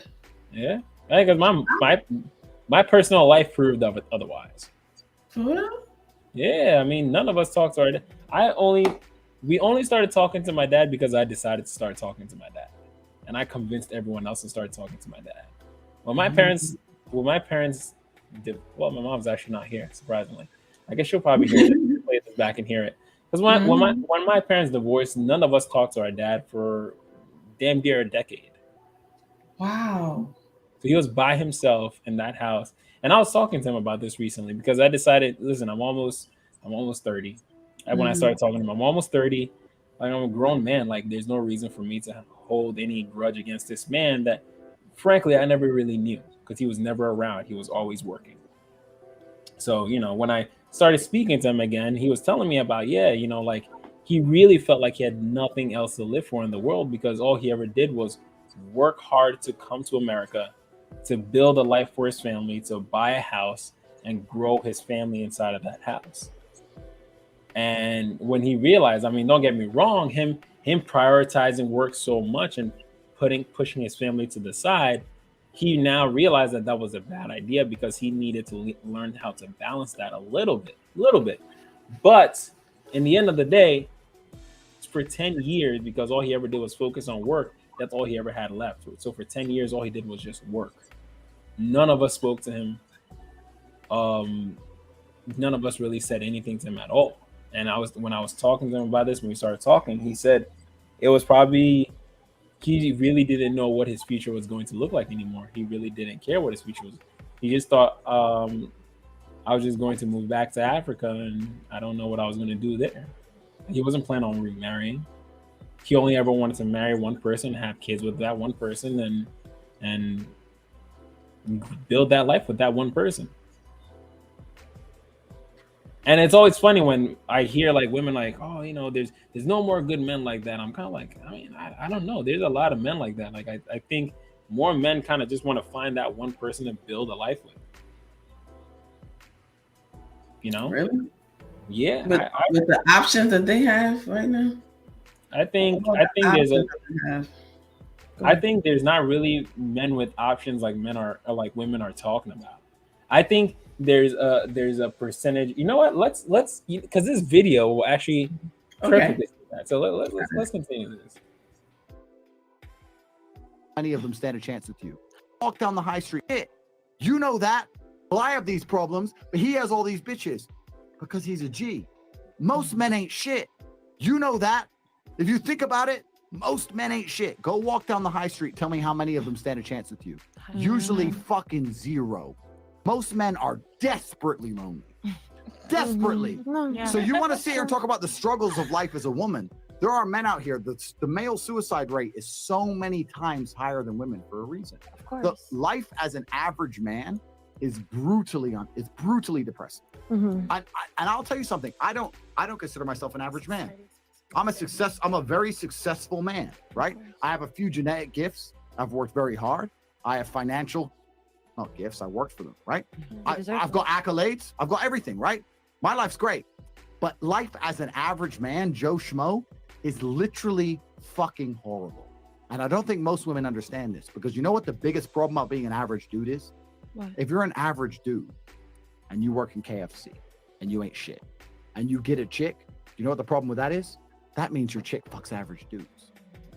Bam. So now everybody's competition. Bam. That motherfucker at McDonald's. Why is everybody competition? Because you would have to stay within your standards. What if she's in love with you and you're in love with her? Because why would someone go above their standards or less than if they don't deserve that? I'm going to tell you.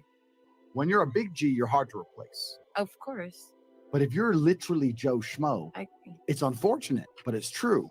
You're relatively easy to replace. But there are women in that. There's women who will take you and fully complete. accept Okay, you. so let me change the paradigm so maybe you understand what I'm saying. Okay. Please, my dear, of all the things I am, the last is narrow-minded. Please listen. If you have Joe Schmo and his chick, Joe Schmo gets 0 DMs a year and possibly 1 chick a year who might talk to him. His average ass chick, her inbox is still full. Bam. She still has unlimited options. Maybe they ain't great options, but she still has options. And this is the point. This is why men struggle in breakups more than women. How many times have you been with a guy and after the breakup, he's blowing up your phone? Do you know why? Because you can go out to the club the same day and get a new guy. Even though that guy was still a cool dude, he's going to be lonely for months now. That's why he's blowing up your phone. It is harder as a man. It's a harder game as a man from head to toe. It always has been. That's not necessarily a bad thing. I'm not saying it shouldn't be. You women are the prize. Fantastic. Good. You're the one who can have the babies. Great thing. But when we're sitting here talking about, oh, it's hard as a chick, it is 1,000 times harder for men. And we're talking about G's of the game. If I were to sit here and send 100 DMs, right? I've got a few followers. I got cars, money all over my page. Hundreds of thousands of followers. I got a blue tick, right? I'll still only get 40, 50% reply. Okay. Imagine I had 300 followers in a Toyota. It's 0%. You guys don't understand. These guys are operating at 0% reply rate. 0. And it's fucking hard. And you know what the funny part is? It's got that smile of the Peter.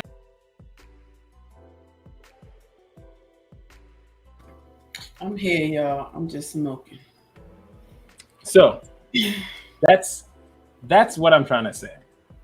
That's what I'm trying to explain. That I think sometimes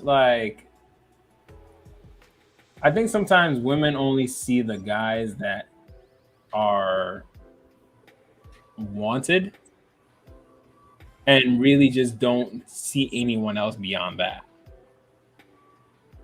Like you'll see the guy that's like, oh wow, he's 6 foot tall and talking to this chick and this chick and this chick. Oh, he's got money and so he's talking to this chick and this. And so like all women ever see is those guys. And it's like, okay, if you actually take a step back further and look at all the other guys around them and realize that all those other guys aren't getting anything. Like most of those other guys are just, that's it. They got nothing. Really? Yeah. I mean, even with it being way more women for them to choose from than it is men. Even then, it's like by the time the majority of the women do notice those men, it's typically because of desperation. It's typically that woman, she couldn't get the man that she wanted. And so now she's interested in that guy that she didn't notice that was average because she's running out, like her clock is ticking. It finally hits her that she had these backups, she had these placeholders who were just making her, like, she could flirt with them, they were there, but she didn't really want them. But now it's looking like those might be her only options.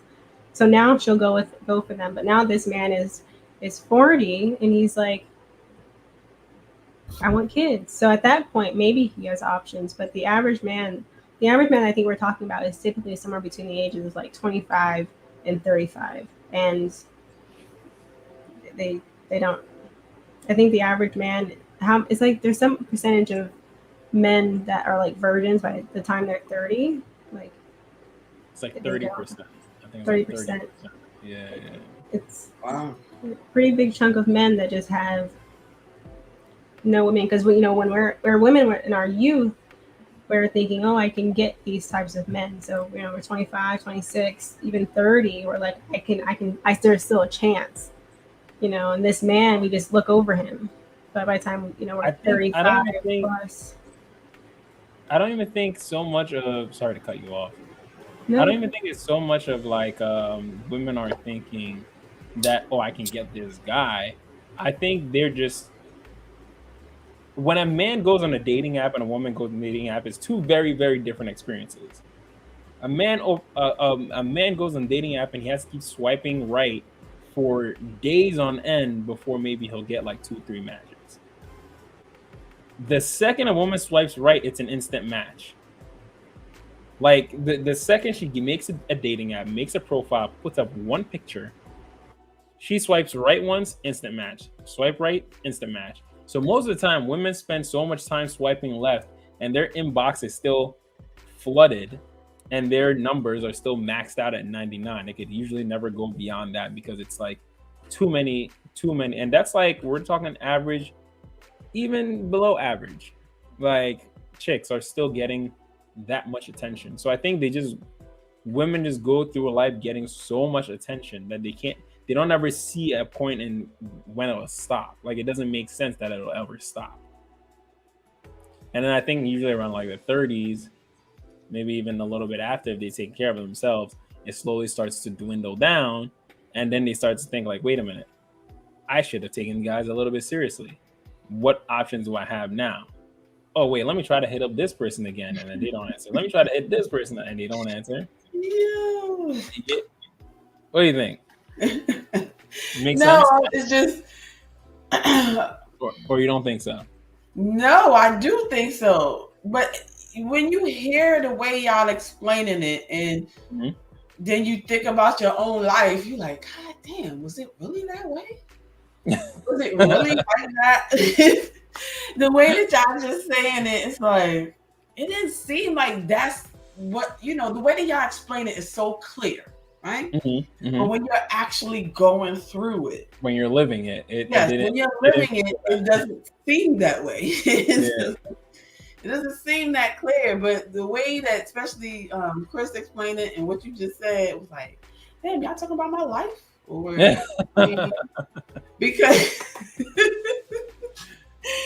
it's kind of like, I think I took for granted my late 20s, and I took for granted, the person that I did find in my late 20s. I say now that I know how that person is doing now. Like, that was the person who I was supposed to be, whatever. So knowing how that person is doing now, whatever, you'd be like, well, dag, what did you do after that? Like, after that, you was just like, oh, I could always find somebody better. And then when I wasn't 30 yet, but I did. My husband, I met him maybe 3 years before I turned 30.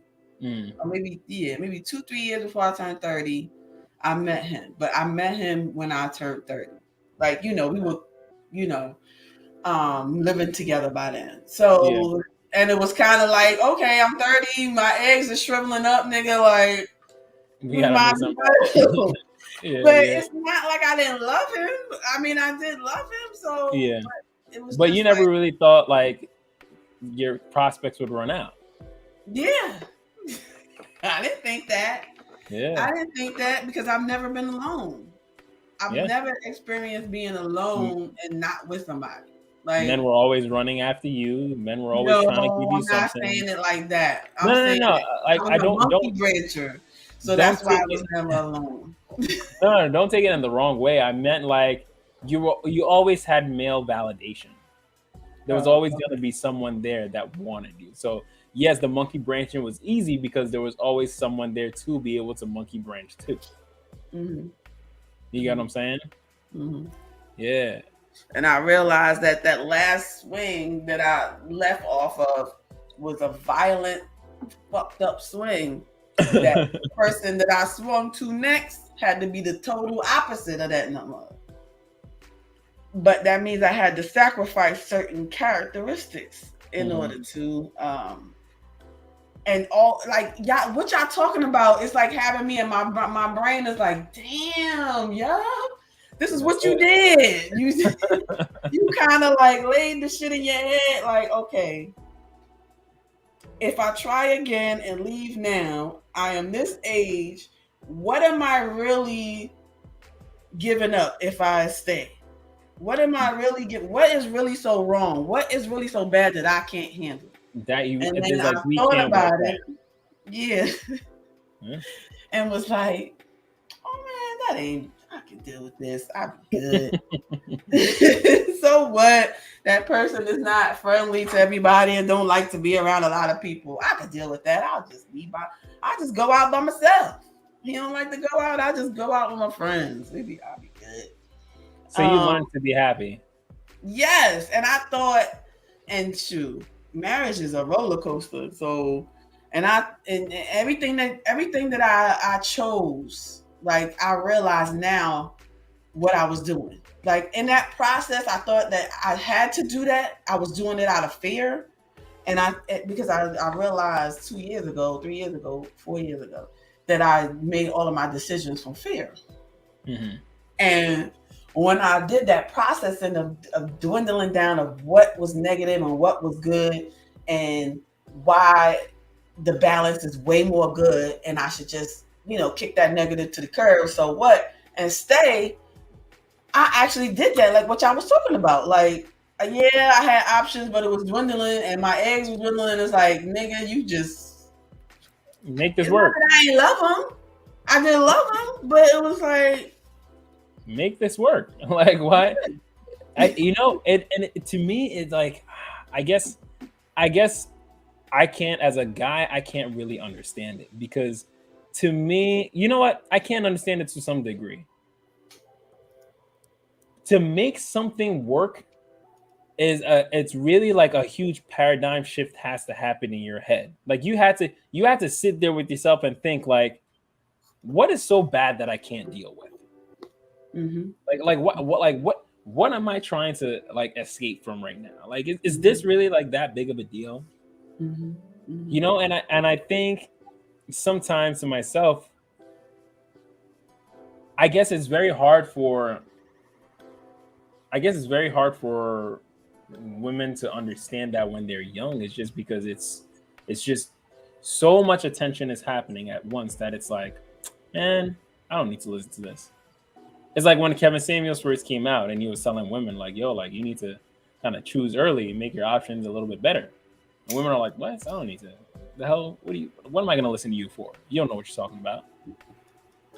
You know, like Fresh and Fit, all these podcasts that are coming out and telling women like, yo, make a good decision early and stop trying to chase these men that are way out of your league, because you're going to get screwed over in the end, stuck with a kid, and then you're going to try to go back to these other men, and these other men aren't going to want you because they prefer to, like, men are also stubborn. So men will prefer to die alone than to be taking care of you after you've just destroyed yourself and had someone else's kid. And then you're going to come and say like, well, I don't really want kids anymore. So can you take care of this other guy's kid? Yeah, I know he bullied you in high school, but you know, you could suck it up, right? Because yeah, it's like why would like mentally that sound like something that happened, that I know to somebody that happened to that. Like they was in love with this girl, and then they graduated and from high school, got locked up and came home, and the girl had a baby by his next door neighbor. So, you know, that was a wrap, you know. she probably couldn't understand, like, oh, but you know, it's only a kid. Like, why would he not want to? Yeah. But I realize now, and I try to tell the younger, you know, I got goddaughters that are young, and I try to tell them, you know, yeah, you need to do, you know, what she did. You know, she graduated with college degrees, summa cum laude. She's working now. She's good. Mm-hmm. But you need to find somebody. And she's just like, it's just really hard. She said it's hard. It's not like she's not cute or beautiful and she have men around. And she said it's hard for her to choose because she's too big. She's picky. I feel like she's very picky.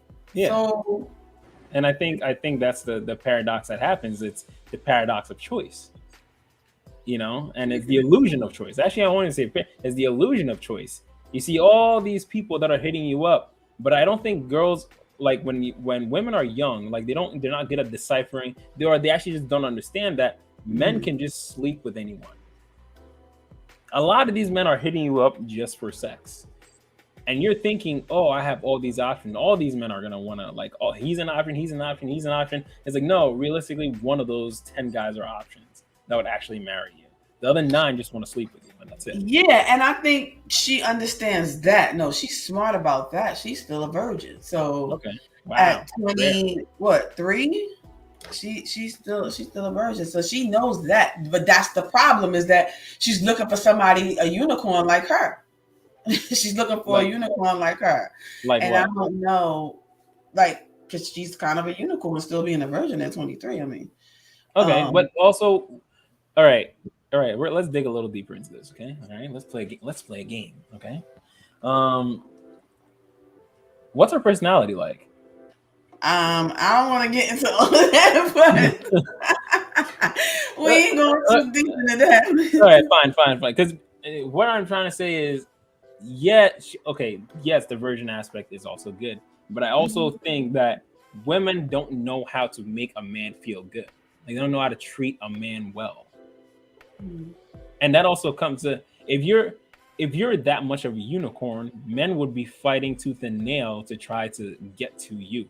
Yes, that has happened to the point where we had to, like, we had to bring in outside help.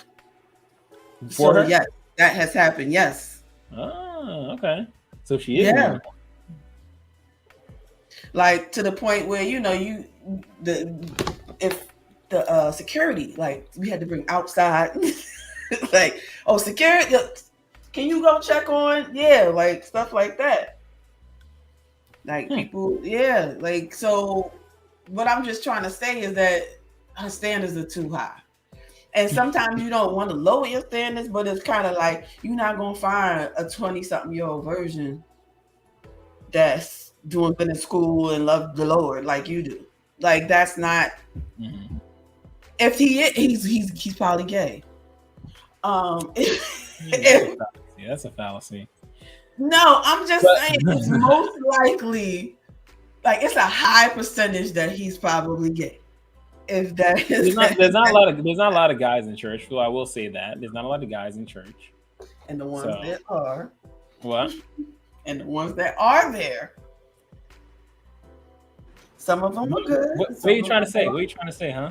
And the ones that are there are what? Some of them, not everybody. I don't want to say it. I don't want to say some, but no, not everybody. I want to hear the words. I want to hear you say the words. Some of them are what, huh?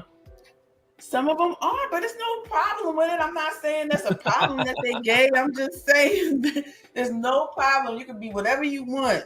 I have no problem with gay people. My best friend is gay. I got other best friends. I love y'all. Okay? Don't do that to me. What I'm trying to say is, in the letter community, don't come after me, please. I think that's a fallacy that goes on. I think that's a big fallacy. I think a man being shy doesn't make him gay. No. No. Listen, I think a lot of times,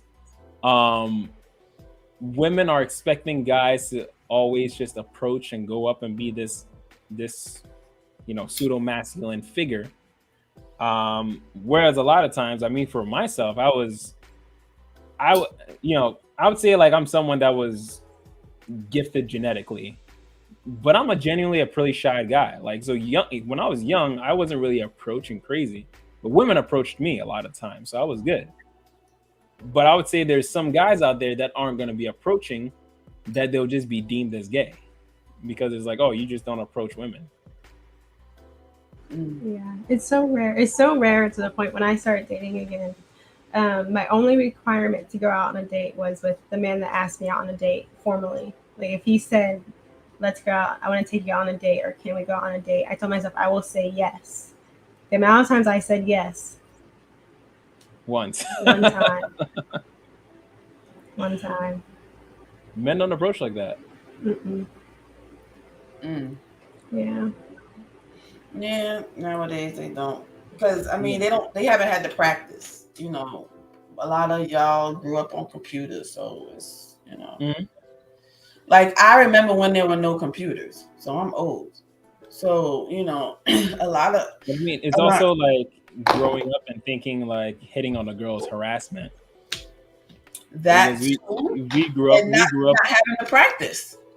We didn't have the practice because realistically, I mean, as I got older, I realized, okay, really just it's essentially just having a conversation with another person, with another human being. That's just it. But prior to that, I was like, well, I don't know how to do this, and anything else beyond it being perfect is going to be a harassment. And I'm not trying to look like that creepy guy. Oh, okay. And women aren't. Oh, sorry. Go ahead. So the women aren't approachable anymore. Like the things that I've seen from women, like amazing guys walk up to them, and like the look that they give these men for simply trying to like ask them to dance or ask them to buy them a drink, it's kind of scary. Like women don't know how to like gracefully reject men now, and I don't know. If I was a man, I wouldn't approach women either, because they're kind of mean. They're kind of mean. So I think one of the biggest mistakes women have is it's not. I think it's still delusion. I think despite however many choices you have, at some point you have to be able to say, okay, these are their flaws, but these are their values. Like I don't remember when I started dating again and like looking into how to date properly, I didn't have a list of deal breakers.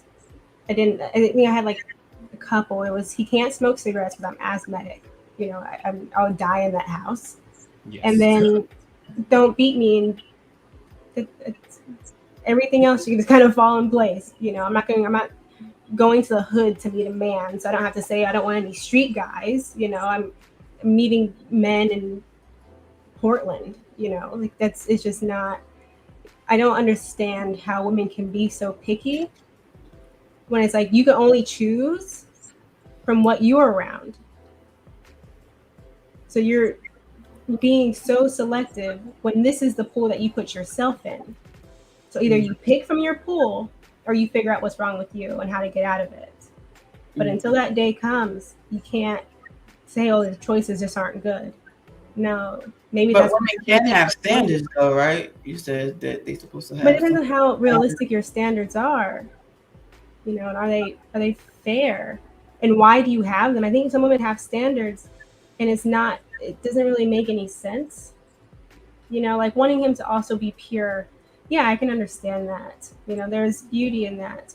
But some other things, you know, he's not attractive enough, or he's not this, or he doesn't earn enough, or I have a master's, he only has a bachelor's, or he doesn't have an education at all, he's only driving trucks. Surface stuff. Yeah, that's surface stuff. All that stuff. That doesn't matter. If it's based on your values, like I'm a Christian, I want someone else who's actually a devout Christian. The way that he's going to prove to me that he is by not sleeping with people. And that I think is a good quality that shows discipline, that shows that he's actually loyal and that he's actually faithful. That tells you a lot. But whether or not he has a degree, is that necessary? Is that actually necessary? Right? Does that mean that he can't provide the lifestyle that you want him to? Does that mean that he's any more distant from God or Jesus or whatever you follow? Like women don't think these things through, and they don't realize how limiting they actually are by having these really weird things on their list. The ambiguous like things that they're gonna check men off of. Like if you can't if you can't know the difference between there, and there, then I'm checking you off. It's like, why don't you just teach them? Why don't you just like, you know? Why don't you just teach them? Yeah, why don't you just be proactive and actually try to? If you're gonna say you're going to fall in love with this guy and live the rest of your life with him, you expect that you can't teach him a single thing. He has to be teaching you everything, but you won't submit to him because you have to be equal partners. Like, how does that work? How does that actually work out? Like, I don't know. Unique, you were gonna say something? No, well, whoever you meet is always on your level to me. I mean, that's just my opinion. Whoever came into your life at the time that whatever level you were at, you were on their same level, or you would never even be in their vicinity. So even though people will meet people and be like, oh, they ain't on my level, you wouldn't have met them if they wasn't. Mm-hmm. So I don't think nobody is above anybody. I feel like nobody's ever going to be at the same level. Somebody is always going to be maybe 2 steps ahead on something or 2 steps behind on something. Nobody is ever going to always catch on to something when you first say it. You know, I feel like nobody ever processes things at the same rate when you're in a relationship. So, but you process things. Yes, you process things differently, but you are on the same level, or else y'all wouldn't even be together at all. So to me, when people try to always be like, well, this person not on my level because they don't have a bachelor's degree, this person ain't on my level because he doesn't make this type of money, it's like who do, like, no, that doesn't make sense to me. Like, wherever and whoever you meet, that's who's on your level. But as far as like having morals and character and standards, yes, you can't always tell by somebody just because they go to church that they have morals, because there's a lot of immoral people in church. There's a lot of immoral people in church. That's this place to hide. Hey, Talk, what's poppin', bro? Did we say it right? We did. Yeah, Talk. I didn't even know y'all was talking to me. I didn't know y'all was talking to me, saying my name right. Yeah. Talk. I remembered. Hey, how's the sound? Is the sound crazy? It's not too crazy. I'm here the beeping because you got to put on your seatbelt. Oh no, that's because I ain't got my seatbelt on. But no, I was looking at some of y'all show. I hope y'all doing okay. You know. Yeah, man. Everything's pretty good. We're really talking about.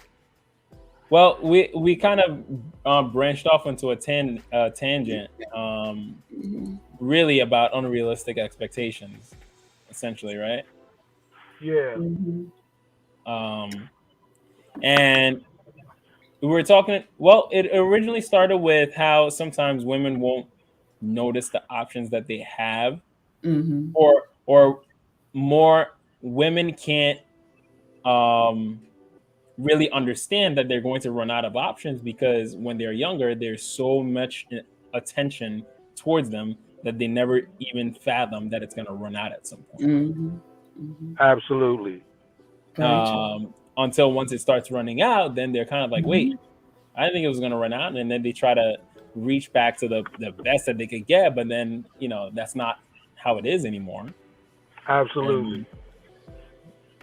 And sometimes men just don't want to deal with that. Hit the wrong button. Yeah, yes, he did.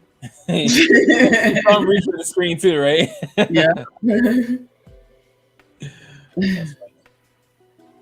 Yeah. I feel like men take more of their loneliness up front, and women take it more towards the end. You know, it's like you're both going to be lonely at one point in your life, but women have the benefit of being able to like defer their loneliness, whereas men, they get it slapped in their face by the time they're 18. Mine's just breaking up. Yeah, I think I don't know, but because men's loneliness can only end if they gain value. Like a woman already automatically has value. Yeah, I'm sorry. My sound is breaking up when I hear it. Oh, really? Yeah, I'm going to take it off. Maybe I just need to take it off of the source that I'm on. I apologize. The radio. No worries. And put it on your phone, probably. But even though she's born with it, it depreciates, Yes. So it's not going to be the same. So when she's, men between the ages of like 20 and 40, they probably experience quite a bit of loneliness, trying to build that value. But women is more so from the ages of like 40 to 60, where they start to feel it kind of deteriorate, Yeah. And nobody tells you that when you're young, that the pretty runs out. Yeah, like, but my mother did try, she made sure, I was a smart kid too, she made sure that I studied and always went to school and stuff like that, because she was like, I know you're pretty, but you're gonna need something in your head too. You don't just rely on pretty. She did say that, but nobody tells you that you can't take long. You gotta make them decisions quick. Yeah. Unique, I think sometimes women give women I think sometimes women, it's not even just women, but men and women, fathers and mothers, give young ladies the wrong idea, not even the wrong idea, but they push them towards schooling so much. You have to focus on getting your education. You have to build yourself up. You have to, everything of their education, a man will come later. They'll always come later. But that education you have to get now. And I think that's also the big thing that really deters, like, that stops women from dating. Because even if they're not out here trying to explore all their options and be promiscuous, they're still not ever really learning men. They're not even talking to men. They're not even trying to understand men. They're just saying, okay, I'm focusing on getting my degree. And then once I get a degree, men are going to want me because I got a degree. And it's like, yo, like, but men don't really be caring like about that degree like that. Like, we really don't. And honestly, it's because we started doing a lot more of these panel talks, you know, Kevin Samuels, Fresh and Fit, even having conversations with you guys, it's where I really started to understand a little bit more in my thought process. Because even from like high school, I remember there was one of my buddies was like, yo, you know, I'm talking to this chick, she's got a kid. And instantly I winced. I was like, whoa, like, kid, like, stop. What are you doing? Like, she's got a kid, bro. Like, get away from that. That's a bomb. That right there, and even hearing women are like, oh, you know, like, I'm getting my master's, getting my PhD. My first thought in my mind was kind of like, damn, like, she's not really gonna have that much time to hang out then. It was never, wow, she's gonna be making money. Wow, she's gonna be making bank. But it's like, damn, like, I don't think I'm really gonna be able to hang out with her that much. That sounds like that. That's what my husband said. Every time I would go to school and take up a different class or take up something that he was just like, that's just more time away from me. Yeah, men don't want to compete. Oh, sorry. I'm trying to make money. I mean, somebody gotta do it. Yeah, I get it, but like, you know, I think women don't understand sometimes that when you get that degree, you get it for yourself. You don't get it for a man. You get it. It's all for you. You can make money with it, but the more money you make, the more you're gonna start to resent the man that you're with, because it's like, yo, you should be making this money. So a degree and those high accolades that are gonna put you in a higher state to make more money, that's purely for a woman. That's why it's like they say eventually, you're a victim of your own success when you gain too much as a woman. But talk. I can go ahead. Yeah, I can hear y'all. Can you hear me okay? Yeah, it sounds crystal clear. Yeah, the sound is great on my end. I had to use another phone. You know, I will say this though.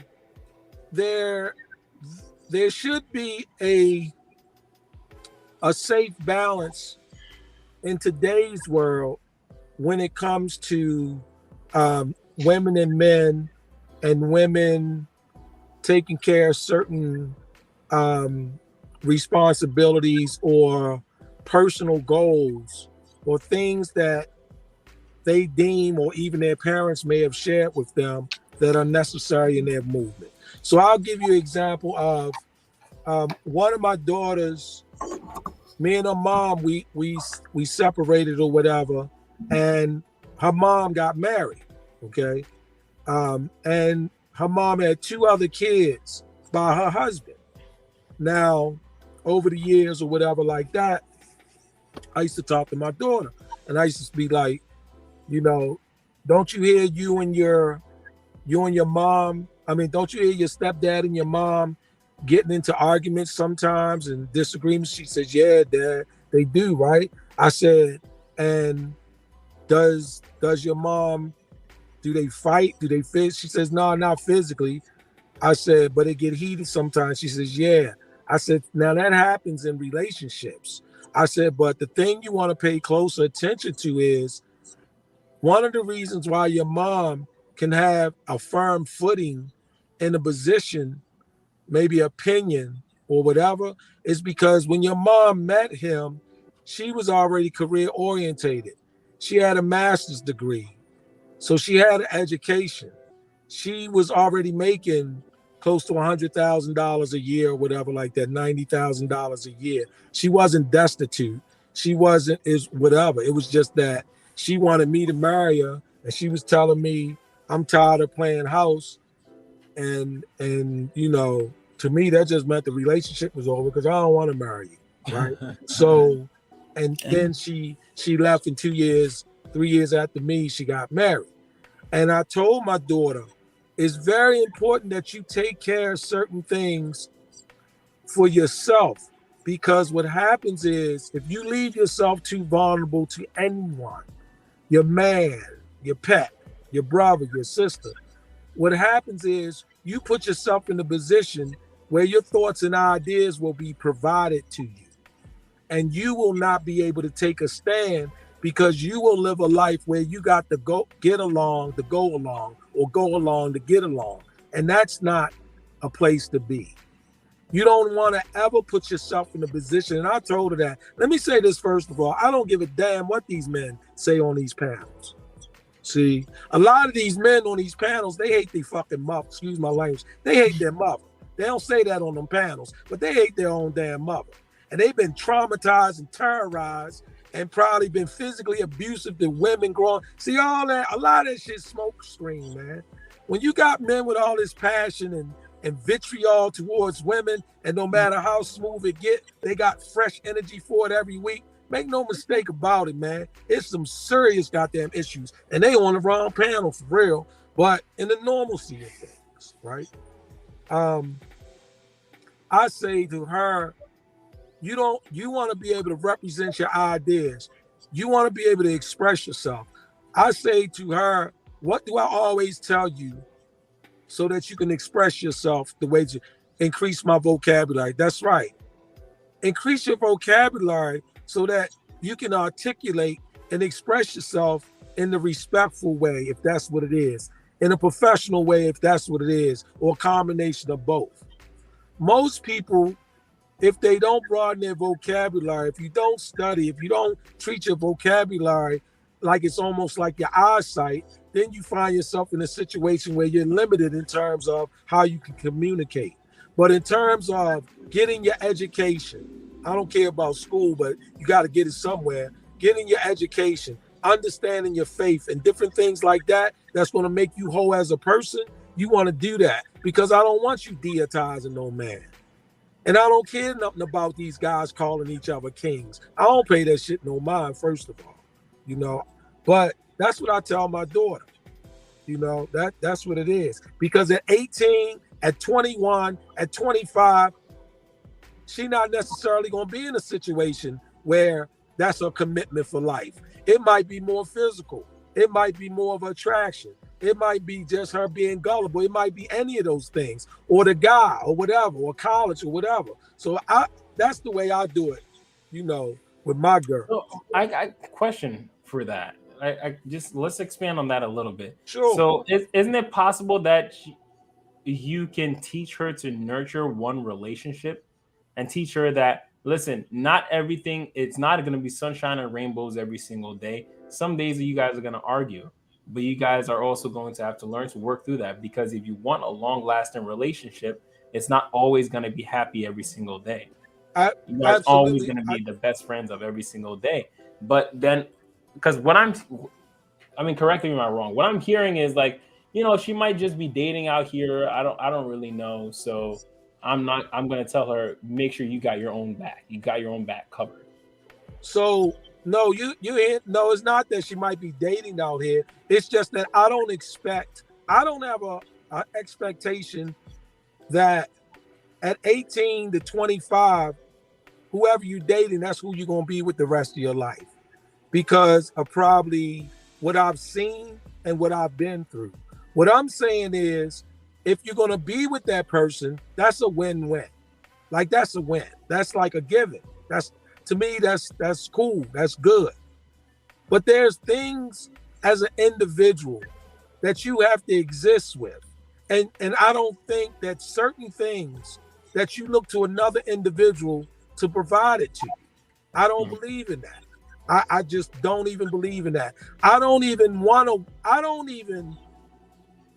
In my committed relationships, I always encouraged the woman, whoever was in the relationship with me, to be crazy about and excited about things that she wanted. things that she wanted to. I always said, any of them that I was in 10 years or more, I'm not looking for a fan. I'm not looking for a cheerleader, none of that stuff. I want you to feel so great about yourself while at the same time we coexist and we into each other. That's my thing. So there's certain things. I'm not saying I wouldn't want my daughter in a committed relationship, which is what she's in now. But I'm saying committed relationship or not, your appreciation and idea of the necessity of education needs to be yours. You need to get that. I don't care how well it worked out. We're not getting the education because to secure a marriage, I was saying we're getting the education to make sure you can do you and figure out what you want to do. That's where I'm at with stuff like that. You're not getting the faith. You don't choose a faith to be with this guy. You go where your heart and mind tell you. And if it shows up where the guy is and is in common, cool. That's just where I'm at with it. I'm telling you, man, I'm a man, or whatever they say. I'm just, a lot of that about the woman being submissive and all of that, it just doesn't, to that degree, it doesn't add up to me. I think the submissive, I agree with you to an extent, to be honest with you, like to an extent, because from what I'm hearing from you, it still does sound like she's going to be, at what point in time, if she spends her whole life thinking about what she wants and she's never going to divert away from her own path because she wants that and that's her path, at what point in time is she ever going to learn to have to think about someone else? Here's what I found out. What I find out, right? Like, what I find out is people can do more than one thing. Absolutely. Okay, that's what I found out, right? So, my message is, I never said to her, don't think about a man until you get your education. Don't think about a man until you pick a faith. I never said that. Mm-hmm. Because first of all, I don't even give a damn if you pick a faith. Okay, because ain't nobody came back yet and verified none of it. But hopefully some of that's true. Everybody going, however it's supposed to go. But so that's not it. That's not the prerequisite. I didn't say do this then. Mm-hmm. I'm saying do this while, if it's working out or not. There's certain things you need to take care of. That's the bottom line. That need to be you as an individual. I do not believe that a person, man or woman, should be so vulnerable to somebody else that they could unplug them. Because I've seen it. I've seen women with no voices. I've seen men with no voices. That's all I'm saying. So it ain't get this first and then get guys. I wouldn't tell an 18-year-old that. I wouldn't tell a 20-some-year-old that. No, you need to get this. I don't care what's happening with you and the guy. You need to be in school. You need to be getting your education. You need to, if you believe whatever they keep talking about Jesus and them, you need to get with that. That's all I'm saying. While you doing whatever else you're doing. I mean, biblically, yeah, Ruth was doing her own thing before Boaz showed up. She was still tending to the gardens, if we're talking biblically. So she was, I'm just saying there's certain getting her things. education. Yeah, certain things. Ladies, that's why when I hear like on the different panels or some expression of when women, if it works out, first of all, whatever situations like that work out, wonderful. It's wonderful. I'm not saying it shouldn't be situations like that. But if y'all ain't never seen people, men and women, that don't have a voice because they have not taken care of their own basics and they have to go along to get along or get along to go along, that's not a pretty picture for an adult. That's not a good way to live. That's definitely not a good place. Well, I think it's also not a good place for the person that has to now take care of someone that they see as lesser than because they never really. I think the I don't whole see where idea they would is. see him as lesser. I don't see a woman as lesser because Well, I'm taking well, care hear of me my out. Hear me out. responsibilities. What Okay. I'm saying is that it's not the fact that you'll see them as lesser because they don't have the same degree or accolades. You'll see them as lesser because it's like I have to take care of this person at every turn because they really can't, like, they're not capable of anything. So it's not that. Listen, if you're gonna, I think someone who decides to be a housewife and decides, okay, I'm going to get married early and decides to choose to be a housewife and tend to my husband and make sure that everything is good and he's okay and give him inspiration, I think that's a beautiful thing. And I think it's hard to do. I think something like that is still hard for women to do because there's no example of something like that. Oh, okay. To fully say, like, okay, I'm going to invest and try to be the best person I can to be a helpmeet for this person, to be there for them at their best and at their worst. Yeah, Try I to be got you. understanding for them. You know what I'm saying? Yeah, no, I agree with you on that. That is big. That's big. And I think any man would want something like that, but then it's also, you would have to be a man that's also understanding and not try to look down on a woman like that because she doesn't have the same accolades as you do. Not try to see that she's, she decided not to choose to go to college, so I can't really respect her as another functioning adult. Like, no, she's doing everything she can to take care of you mentally, bro. Like, she's far more important than you think, just because she doesn't make a couple dollars. Yeah, but human beings are strange, man. Right?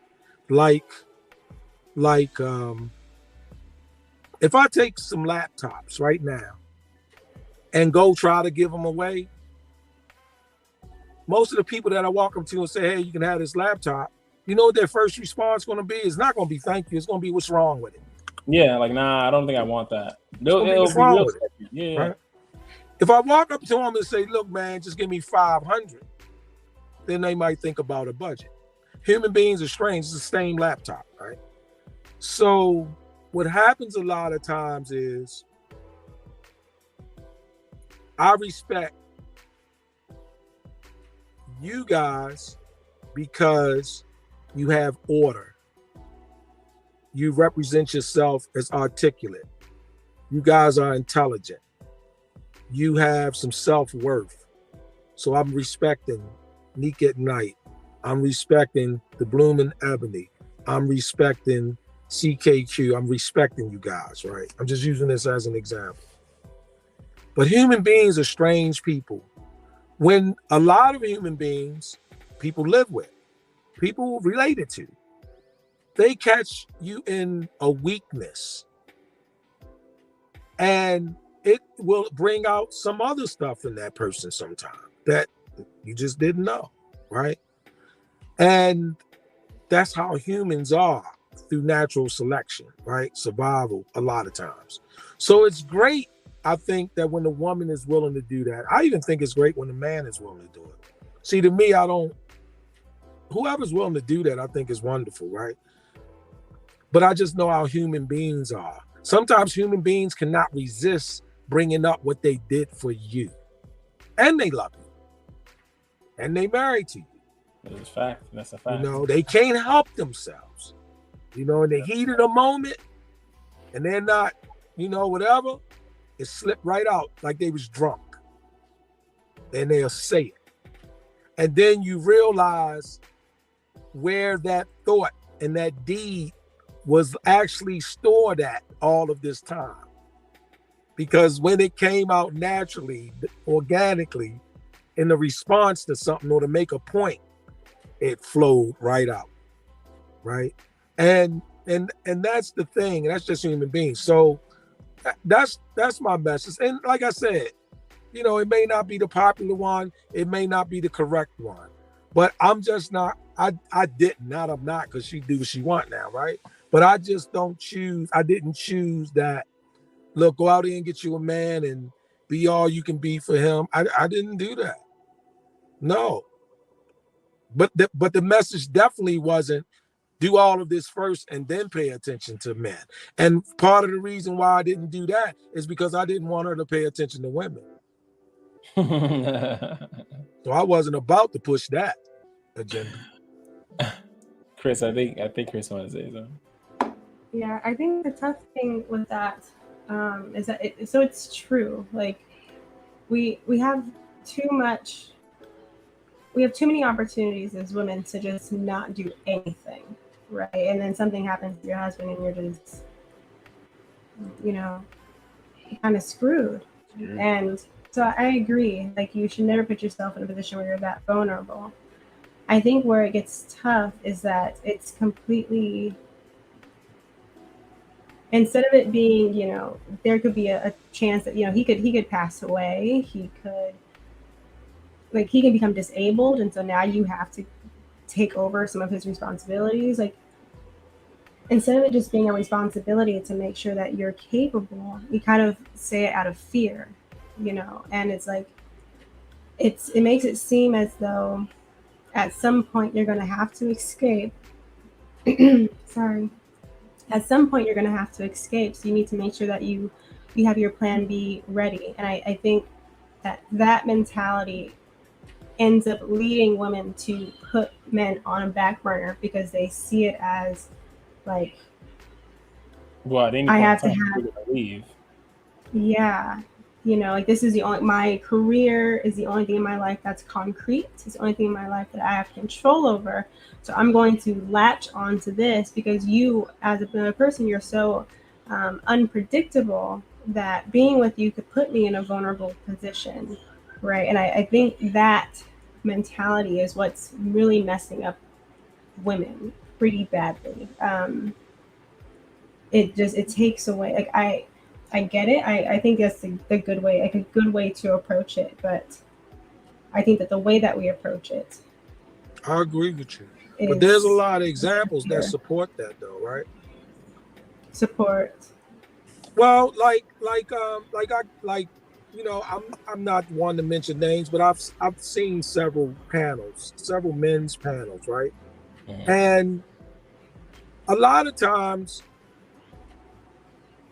what may not get brought up in a fair balance to the conversation is how many examples women or young women have had in their very eyes dealing with their fathers, watching their brothers, watching how the mothers condone the sons womenizing and then so strict maybe on the girls, watching how they witness things, right? We all do. And, a lot of guys, they treat women. See, all these guys, everybody promoting the marriage thing, you're saying that against what a lot of people have seen. And at least where I'm from, you take a poll, they don't see all these upstanding guys that's going to be your king. That's fair. They don't. They running through you. Some of them done choked your ass out. They done stole from you. They done got you evicted and made your Section 8 voucher taken because they wanted to do something illegal. And it goes on and on and on. But I think that also comes down to when guys are always talking about, hey, you got to let me lead. You got to let me lead. Well, I think guys don't understand. Some men predominantly in this society right now don't understand that a leadership role is you have to step into that role. Like a woman, I think women are waiting for men to lead, but men don't step into that role. Got you. I got you. Yeah, I got you.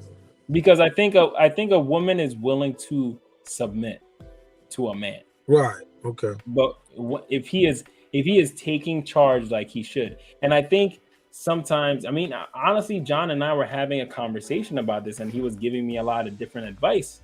And for me as a guy, a lot of times I'm a very stubborn person. I'm hard-headed and I'm selfish. I have a hard time thinking outside of myself. And he was telling me, dude, just have one day where you don't think about yourself. Always say yes. Help this person out without them having to say anything. Do all these things for this person and do not expect a single thing in return from them. Just do it to help them out, because you see that there's a problem, you see that there's a need, you fill it. Mm-hmm. Without anything needing to be said to you. Right. Okay. And it shifted the entire dynamic. Right. Completely in my favor, to a point like, wow, like that came out of nowhere. But that also took me having to realize, all right, well, I can't try to point the finger at her and say, hey, listen, you didn't do this, and that. I just saw that there was a problem, and I stepped in and addressed, and I fixed it. I didn't address it. I didn't try to make it a thing. I fixed it. Yeah. And I think a lot of men nowadays just don't know how to do it. Again, I had to have a conversation with him, with an elder, to learn how to do something. Absolutely. Absolutely. So I think some things like that are sometimes lost in translation, like lost throughout the years of communication between men. Like information is just sometimes not being passed down. And especially now we're growing up with a generation of boys that aren't really growing up to become men. They're just overgrown boys. Yeah. That never really learned how to take charge, step up and take charge. Mm-hmm. And a lot of them over mothered. Right. Yeah, that's what I was going to say. A lot of them don't have the influence of a man. They don't have examples where a man, whatever like that. And so they don't have that. It's the mother. And the moms probably did a great job, but after a boy or even a girl, especially boys, they hear for a decade or so that you ain't gonna be nothing. You're gonna be just like your father, or you're gonna wind up like your father, or I don't need no man, and all of that. That just don't go away. You just don't wipe that out, right? And a lot of them that don't have the influence of a man, they will experience that. My father wasn't the greatest father, but we had the influence of our dad, and that's different, right? It's just different. Like I said, I love the hell out of my mother, but I learned most of a lot of things from my dad. I cried at my mother's funeral, but at my dad's funeral, it was just respect. It was love, in that sense, because how I looked at my father. I didn't want to see my mother die, but I looked at my father. I said, well, you gotta die, Daddy. You get ready to die. I used to talk to him like that, but it was just different. Yeah. It's just different. So that's a great point. That's a great point. I just think as women or men, in this case, women, there's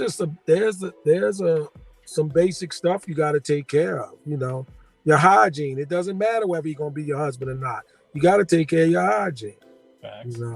I used to tell my other daughter, look, you want to damn near put that condom on him yourself, because these guys are lie, and that's just the truth, man. It's just the truth. These guys are lie. So, and I ain't mean that physically, but I meant that. In terms of her awareness and how she moves. Yeah, I meant that. Like, guys are lie. They'll lie about condoms. Dad, yeah, they will. Why would they do? Because they want it right then and there. They don't care about afterwards. They don't. The fact of life. Absolutely. So it's just, but no, I agree with you guys though, but it's tough. It's tough. And we live in a much different time now. That's the other thing. Like, we just do. We live in a different time. We live in a time now where women are going to choose to be the housewife, where maybe at some period that might have defaulted because of the opportunities or inopportunities. That might have defaulted because of the kids, because of this, because of that. But now, now it's an opportunity as well. It's a very rare opportunity. Yeah. You got something special in your hand, like the blooming ebony. You are you are on the verge of being a housewife, right? Or you are a housewife? What? You want to be a housewife? I aspire to be. Okay, well that's what I mean. Then I apologize. Okay, I was like, I'm an accountant. Yeah, you're gonna become rare. You know, that's gonna be a rarity. Yeah. That's gonna be different.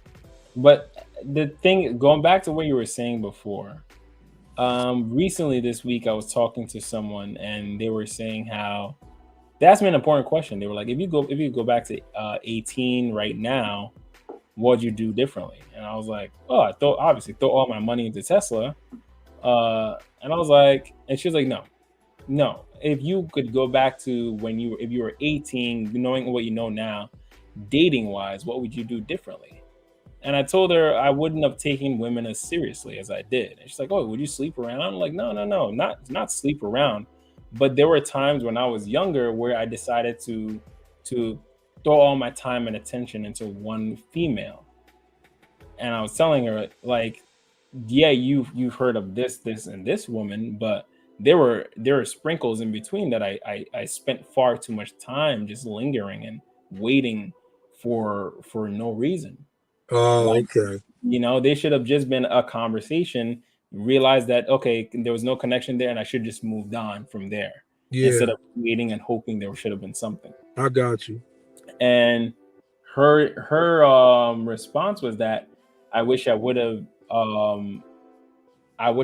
given men a little bit.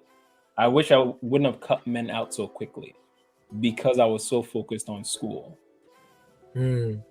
Because she got all the schooling that she wanted, and then she realized, like, you know, I don't really know how to work with guys that well. Like I learned how to cut men out, but I didn't know how. I learned how to open up to guys, like learn how to open up to a man, especially the one that I want.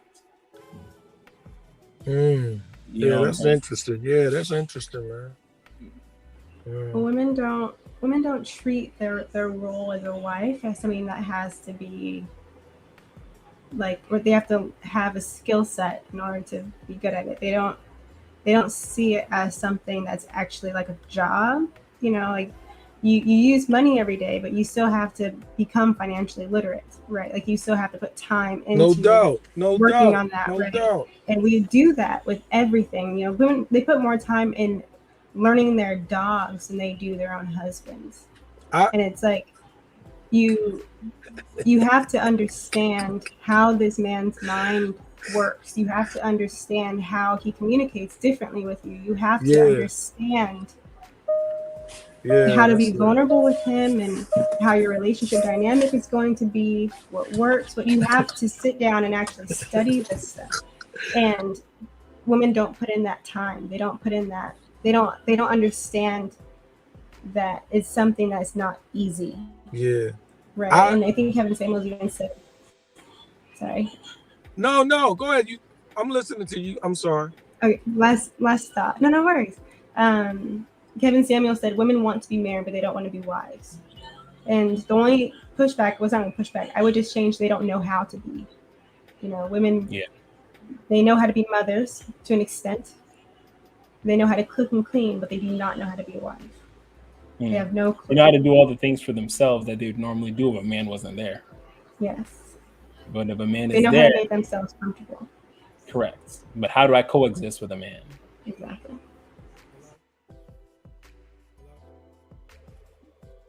You got low. You sound low now. It sounds very low.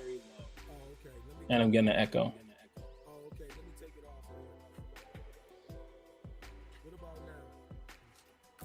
Still the same thing.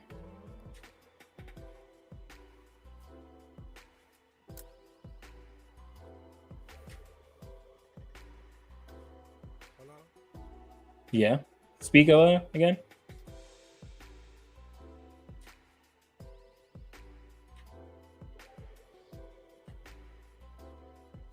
Oh, I knew that was going to happen. I knew he was going to press. And he has something good to say too. Yeah, I know. He was getting excited. I was like, I should just stop talking and let him go. I should have stopped talking. Damn, it was getting good. It was getting good. Because he actually, I mean, he's bringing up good points, but there we go. Hello? It still sounds far away.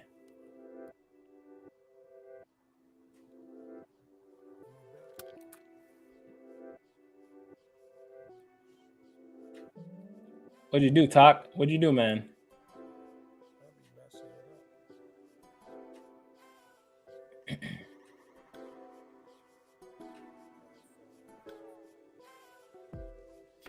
Check. Yeah, still low. Maybe it's connected to like a Bluetooth headphones. That's happened to me before. Yeah, maybe. Like the mic is going through like some headphones that you have laying around somewhere. Yeah, probably. Oh man, another man finally comes on here. See, because I knew I was gonna end up disagreeing with. I knew I was gonna end up disagreeing. Please tell me. Speak now. No, I don't hear you at all now. Where's the speaker being played through? You know? Oh, okay. Or not.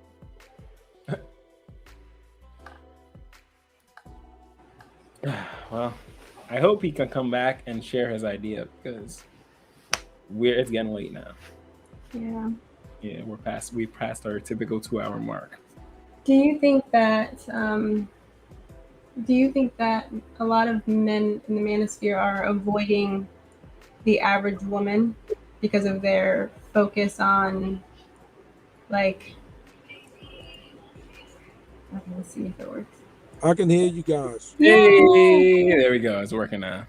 And the sound is okay. Everything is good, my man. Everything's hey, perfect. CKQ, I owe you, man, for bringing all these technical difficulties to your platform. But what I was getting ready to say was both you and the Blooming Ebony, you guys have marvelous patience and etiquette when it comes to dealing with people cutting y'all off and everything, man.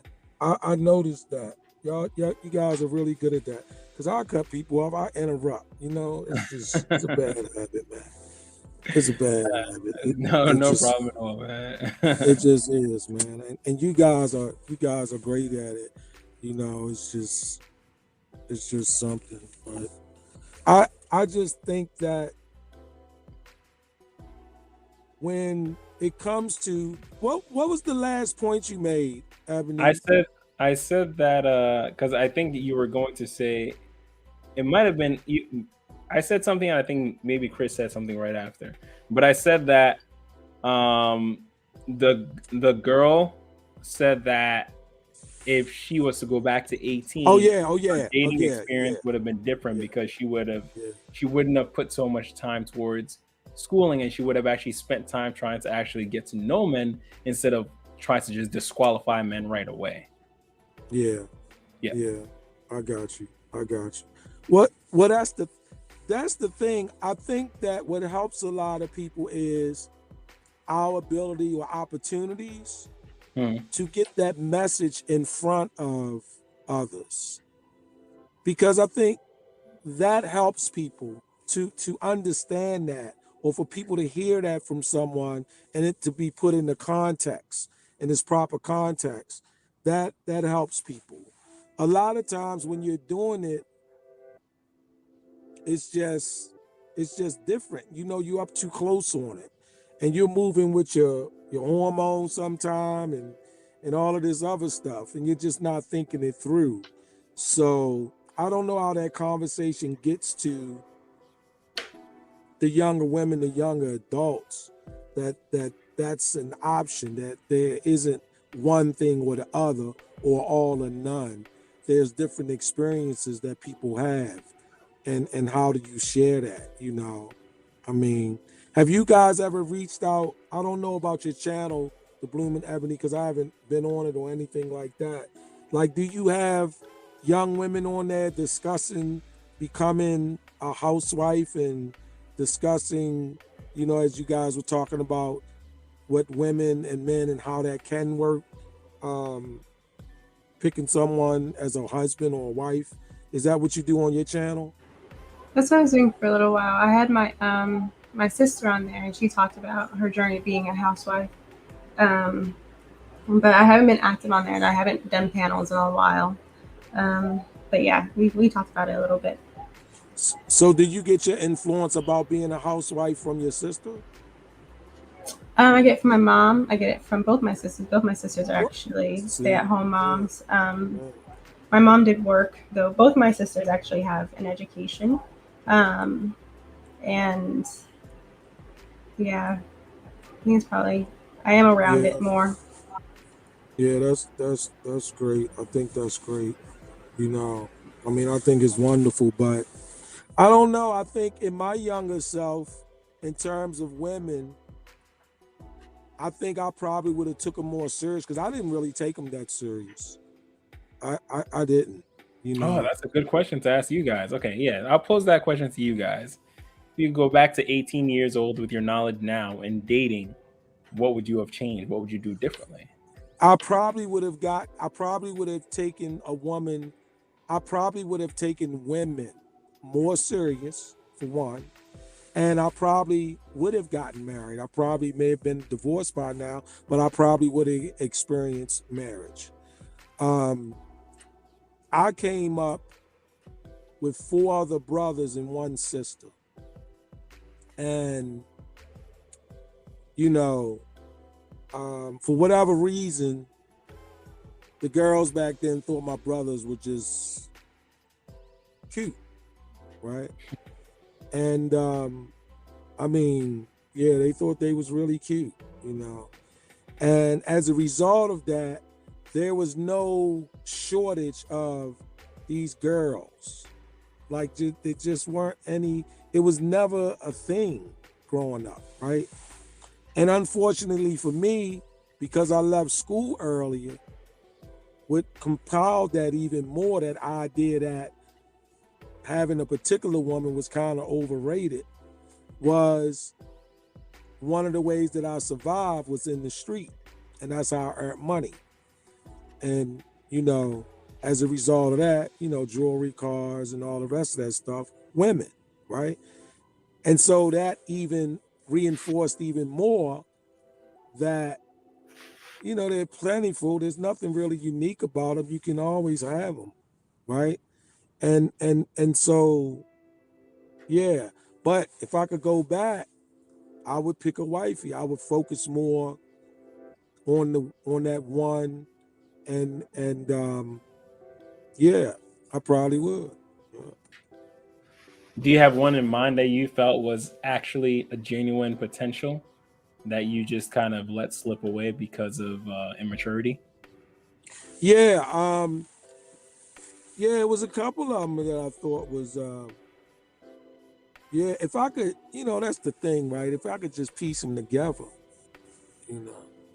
But there was a time in my life, this girl, she was Indian, and yeah, it was cool. And then there was this other person, but guess what? You know how it works. You live in one way and they live in another, and y'all going in totally different directions. Mm-hmm. And it just wasn't going to happen. We was walking on 2 other sides of the street. Where we overlapped was a small area. Yeah. It was a very small area, and so we couldn't coexist. And that girl went off to, she wound up with the FBI, which wouldn't have been good for me. So I didn't miss that part. But the other girl, she was cool. She was cool. Yeah. Yeah. I will say that. It, people's experience. I'm telling you, man, like people's experience. That's why a lot of guys, if they didn't have the experience of women when they was like in their teens and young adults, for whatever reason, a lot of them have a different focus about women. They have a different focus. Like I knew a lot of guys I grew up with, They got married with the first girlfriend. Yeah.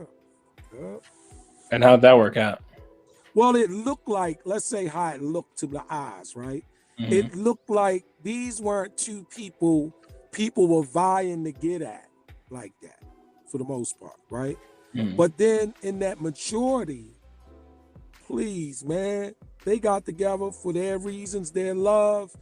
And you look, and then they got a family, they always with them. And you look and they still together, and all of that. Like the real stuff, right? The real stuff. Mm-hmm. The real stuff, man. They probably had the Bible or some religion backing them. All of that, like the teachings that you was talking about that I should have shared with my daughter, all that. Whereas though we was just playing, it was hook up, and then it's like, all right, now because it was nothing, right? Because it was nothing. Well, man. we never valued each other as anything more than a body to sleep with. So I don't think it was nothing. It was just we always saw it as of course it's nothing. You're right. Our stays thought process with that is, of course, it's nothing. Absolutely. Absolutely. It stayed superficial, man. Yeah. For one, and we have to take accountability. But the other side of it was they act like it wasn't nothing. They act like it wasn't a thing. It's one thing for me to think it. It's another thing that they just was in character with it. Well, that's also the thing that I think, Chris. I'll say this, and I'll come to you, Chris, for that question. All right. So, but that's also the thing that I say that it comes back to men taking accountability and men stepping up into that leader role. I think women are petty. I think women are always going to try to one up, even if they know. Women will do something to their detriment just to be right or just to be spiteful. Like women have such big egos that they will die on that hill. Whereas men, we have to be the ones like, okay, listen, this is dumb. We need to put this aside. All right, here's what we're gonna do, X, Y, Z, and it needs to work this way. Okay, so I love you and I want you to be happy and I want us to be happy. So can we do that? Is that okay with you? And then they could all get squashed just like that. But men have to be the one to take that leap. Chris, go ahead. No, or Unique, whichever one. Whoever. Yeah. If you could go back to 18, Unique. Huh? If you could go back to 18 years old, what would you do different in your dating practice? Can I talk about that? This is not a I guess it's rated R panel, so I guess you could talk about it. Yeah. Yeah, I know. I'm just saying, like, I don't think my husband watched these shows anyway. All right, that's good. So at 18, let's see. I would have definitely not have listened to my mom's advice of you're young. This is only your first person dating that you ever been with. You have time and you need to just go to school, worry about school. Because that was my mom's advice too, like what you were talking about. Worry about school. Yep. See, Talk needs to be listening to this part then. That's cool. That's cool. But go ahead, Unique. Go ahead. That's exactly my mother, because my mother didn't really progress in school. Like I didn't find out to college that she just trying to get her GED, but this woman has worked at a law firm for I don't know how long without a GED, but that's another story. But what I'm trying to say is that she never got her, so she pushed me to get mine. So I always worried about school, and school was like number one, but then I will always get into these different relationships that would, because I'm more emotional than logical, that would ruin school for me. So it took me about 9 years to get a bachelor's degree because of that. So I would tell the 18-year-old me to go to trade school or like get a CNA or something like that. Get a skill. And go to work and go marry that man and stop freaking playing around. Like the person that I was with at 19, that person I was with at 19, I would have, if like saying from right now, like if my husband hears this, he's gonna be like, "What the hell? You telling?" Nah, but you can't go back. You wish you would have taken that guy a little bit more seriously. Yes. And when I was 18, I did not. I thought I had a whole lot of time, and and then ended up with, like you said, the satellites, and eventually just you realize who was there. Options started dwindling, and go ahead, Todd. No, I just wanted to. I heard Nick Ignite. I appreciate what she said, but I will say this: when she mentioned school, and we can be clear on this. If I could go back, I probably would have left school earlier. I still do not regret leaving school early. I do not 1 second regret that waste of damn time. Sitting up in the class all damn day, writing the same word 50 times on one sheet, and depending on what grade you is, 100 times on it and all that. Not 1 minute. Not 1 minute. That was such. I wish I had the maturity to leave in the 6th grade instead of waiting until I completed the 7th. I just wanted to say that. That's all. There's no way. If I could go back today, I would go to school. There's no way. I told my daughter, if you're gonna go into technology, don't go to college.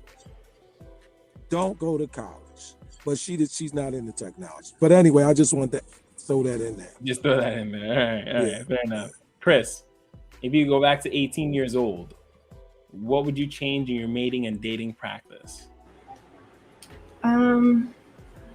I would have stayed home. I would have still gone to college, but I wouldn't have taken out as much debt. I wouldn't have taken out as much student loan debt, because now I've realized that I'm a bit more rational. So I feel like I can't get married, quit my job, and then throw my student loan debt on my husband. Like I have to pay that off. I dug that hole. I have to dig myself out of it. And so I do wish that I had thought about that. Like, okay, I'm going to get married someday, and I'm going to want to have kids, and I'm going to want to be there with them. But what if my husband, what if he only has enough to cover our necessities and he can't cover my student loan debt? I didn't think about those things. By the time I was 19, I already knew that I didn't want like a big career. So I shifted already from wanting to be an orthopedic surgeon to wanting to be at home with the kids. That's why I switched into accounting. So I already knew that early on, but I do wish I wouldn't have gone to school out of state. My dad, everyone around me was just so excited. Go off, go experience school, go experience being adult. And it was a waste. I had no fun. Like that college dream that they tell you you're gonna have. Yeah. I was too focused for school, and so everyone that had fun, they were majoring in like communications and journalism, So during finals, they're drinking out with their friends. I actually had to put in the work, so it wasn't an experience that I was gaining. I could have gotten my education for a third of the price and then been done at the same time, if not earlier, and probably been able to be debt free and start my life already. So that's the one thing I would change. I think my mindset was okay. There's some little tweaks I would make to how I dated. Yeah, I mean, realistically, it doesn't sound like your dating practices were too bad. They weren't too off. Yeah, they weren't too bad at all. You learned pretty quickly. Yeah, luckily I had a good foundation, but I do think I would have changed that. Yeah, that's pretty interesting. I definitely think, that was a good question when I was asked that. Like, if I could go back to 18, like 18 is a good age to really like have to decipher, like, hey man, like, do I actually think everything that I did was good when it came to dating? But yeah, man. Anything else? Any last comments? Talk. your buddy? I just want to say he asked, but I told him no, man. But What's that? he asked because he asked a question. I told him chill on that, you know. No, that's fine. Nah, but I was just gonna say, I think that a lot of us say, and this might be out of context of how that question was presented. A lot of us say, I wish I knew then what I know now, right? But here's the marvelous part. Here's the great part. You'll know tomorrow what you know now. So the question becomes, what are you gonna do tomorrow? See? Because think about it. If you're 30 years old, 25 years old, 18 years old, 40 years old, you got a double life. You 40, you got 80. You 18, you got 3 of them. You know what I mean in that sense, right? So this idea of if I only knew then what I know now, well, if you understand that, then guess what? You will. You know now. Soon as you wake up tomorrow, you know everything now. Yeah. And take that with you. Yeah. And see what you do. So that was my final thought, man. Not my final, but that's all I had to say. Ding. Hey, I'm sorry. You understand what I'm saying? You understand what I'm saying, right? No, that's facts. That's big facts, man. That makes a because lot. I just don't. I'm not a big. I'm not a big supporter of the historical references, right? I like what you gonna do tomorrow. Yeah. What you gonna do the next time you eat? What you gonna do the next time you get in front of a woman's face or a man's face? Yeah. What class you get ready to sign up for? That's what I like looking at. Facts. Okay. My grandma used to always say, there's a reason why you didn't know it then, because it probably wouldn't have worked out the way that you think it did. Then I had a friend in college, and they said, regret is a waste of time because it's just a wish that will never come true. It's like, oh my God. Wow.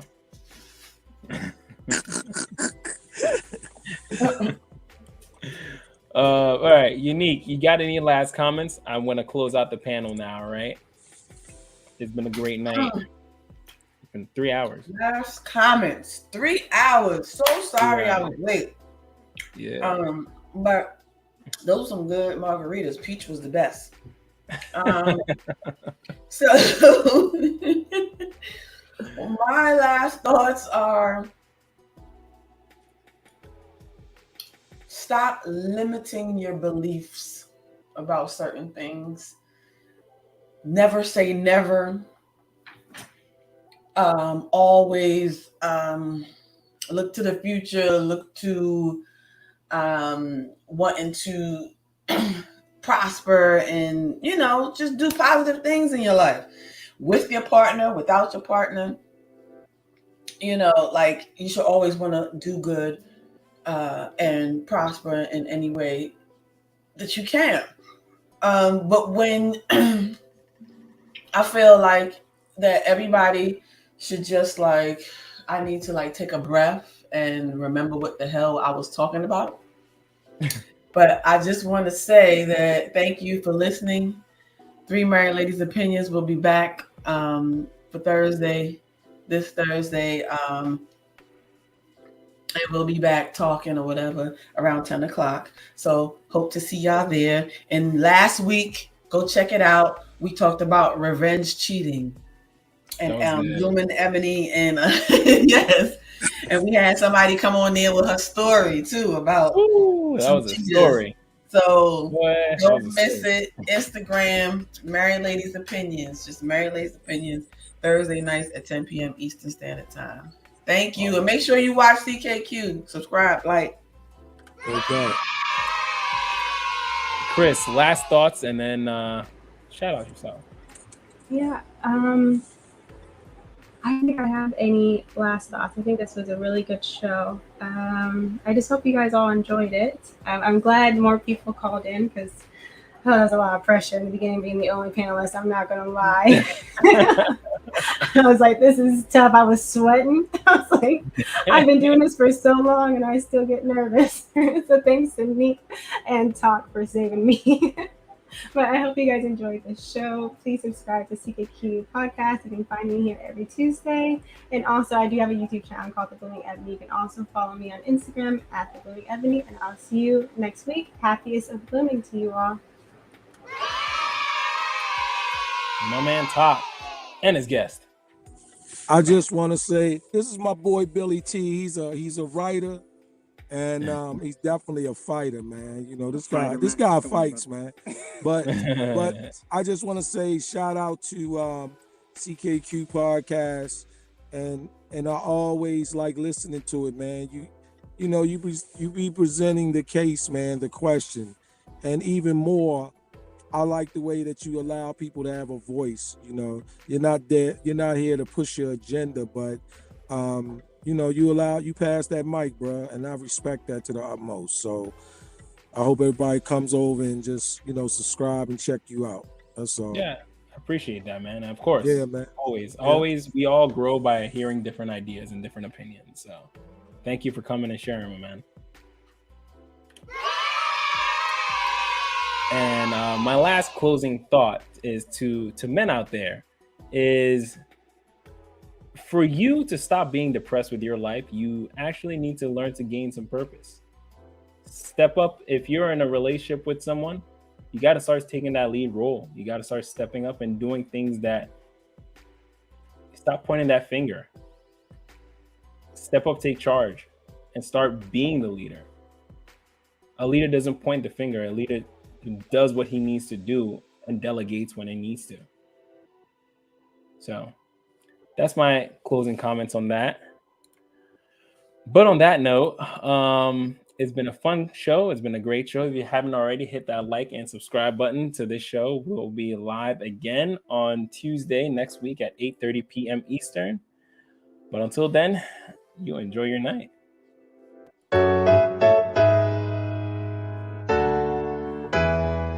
If we're doing everything right, I think we should be vetting our wives, like go to their parents, go to their fathers. They know they shouldn't have let me start speaking my mind in the booth. Start speaking the truth. Might get shot. I think you're just saying, okay, actions have consequences, and I'm not going to support this person's actions. Like, you don't have to cancel them and say, like, I'm never, I hate you. Innocent lives have to die. But the whole thing is men are I also. That man was on the other side doing the exact same thing, and his decision with his eyes was to walk away. Inside your soul. Now we could paint the perfect picture without belittling each other. Cause under God's system, we are equipped to handle that responsibility.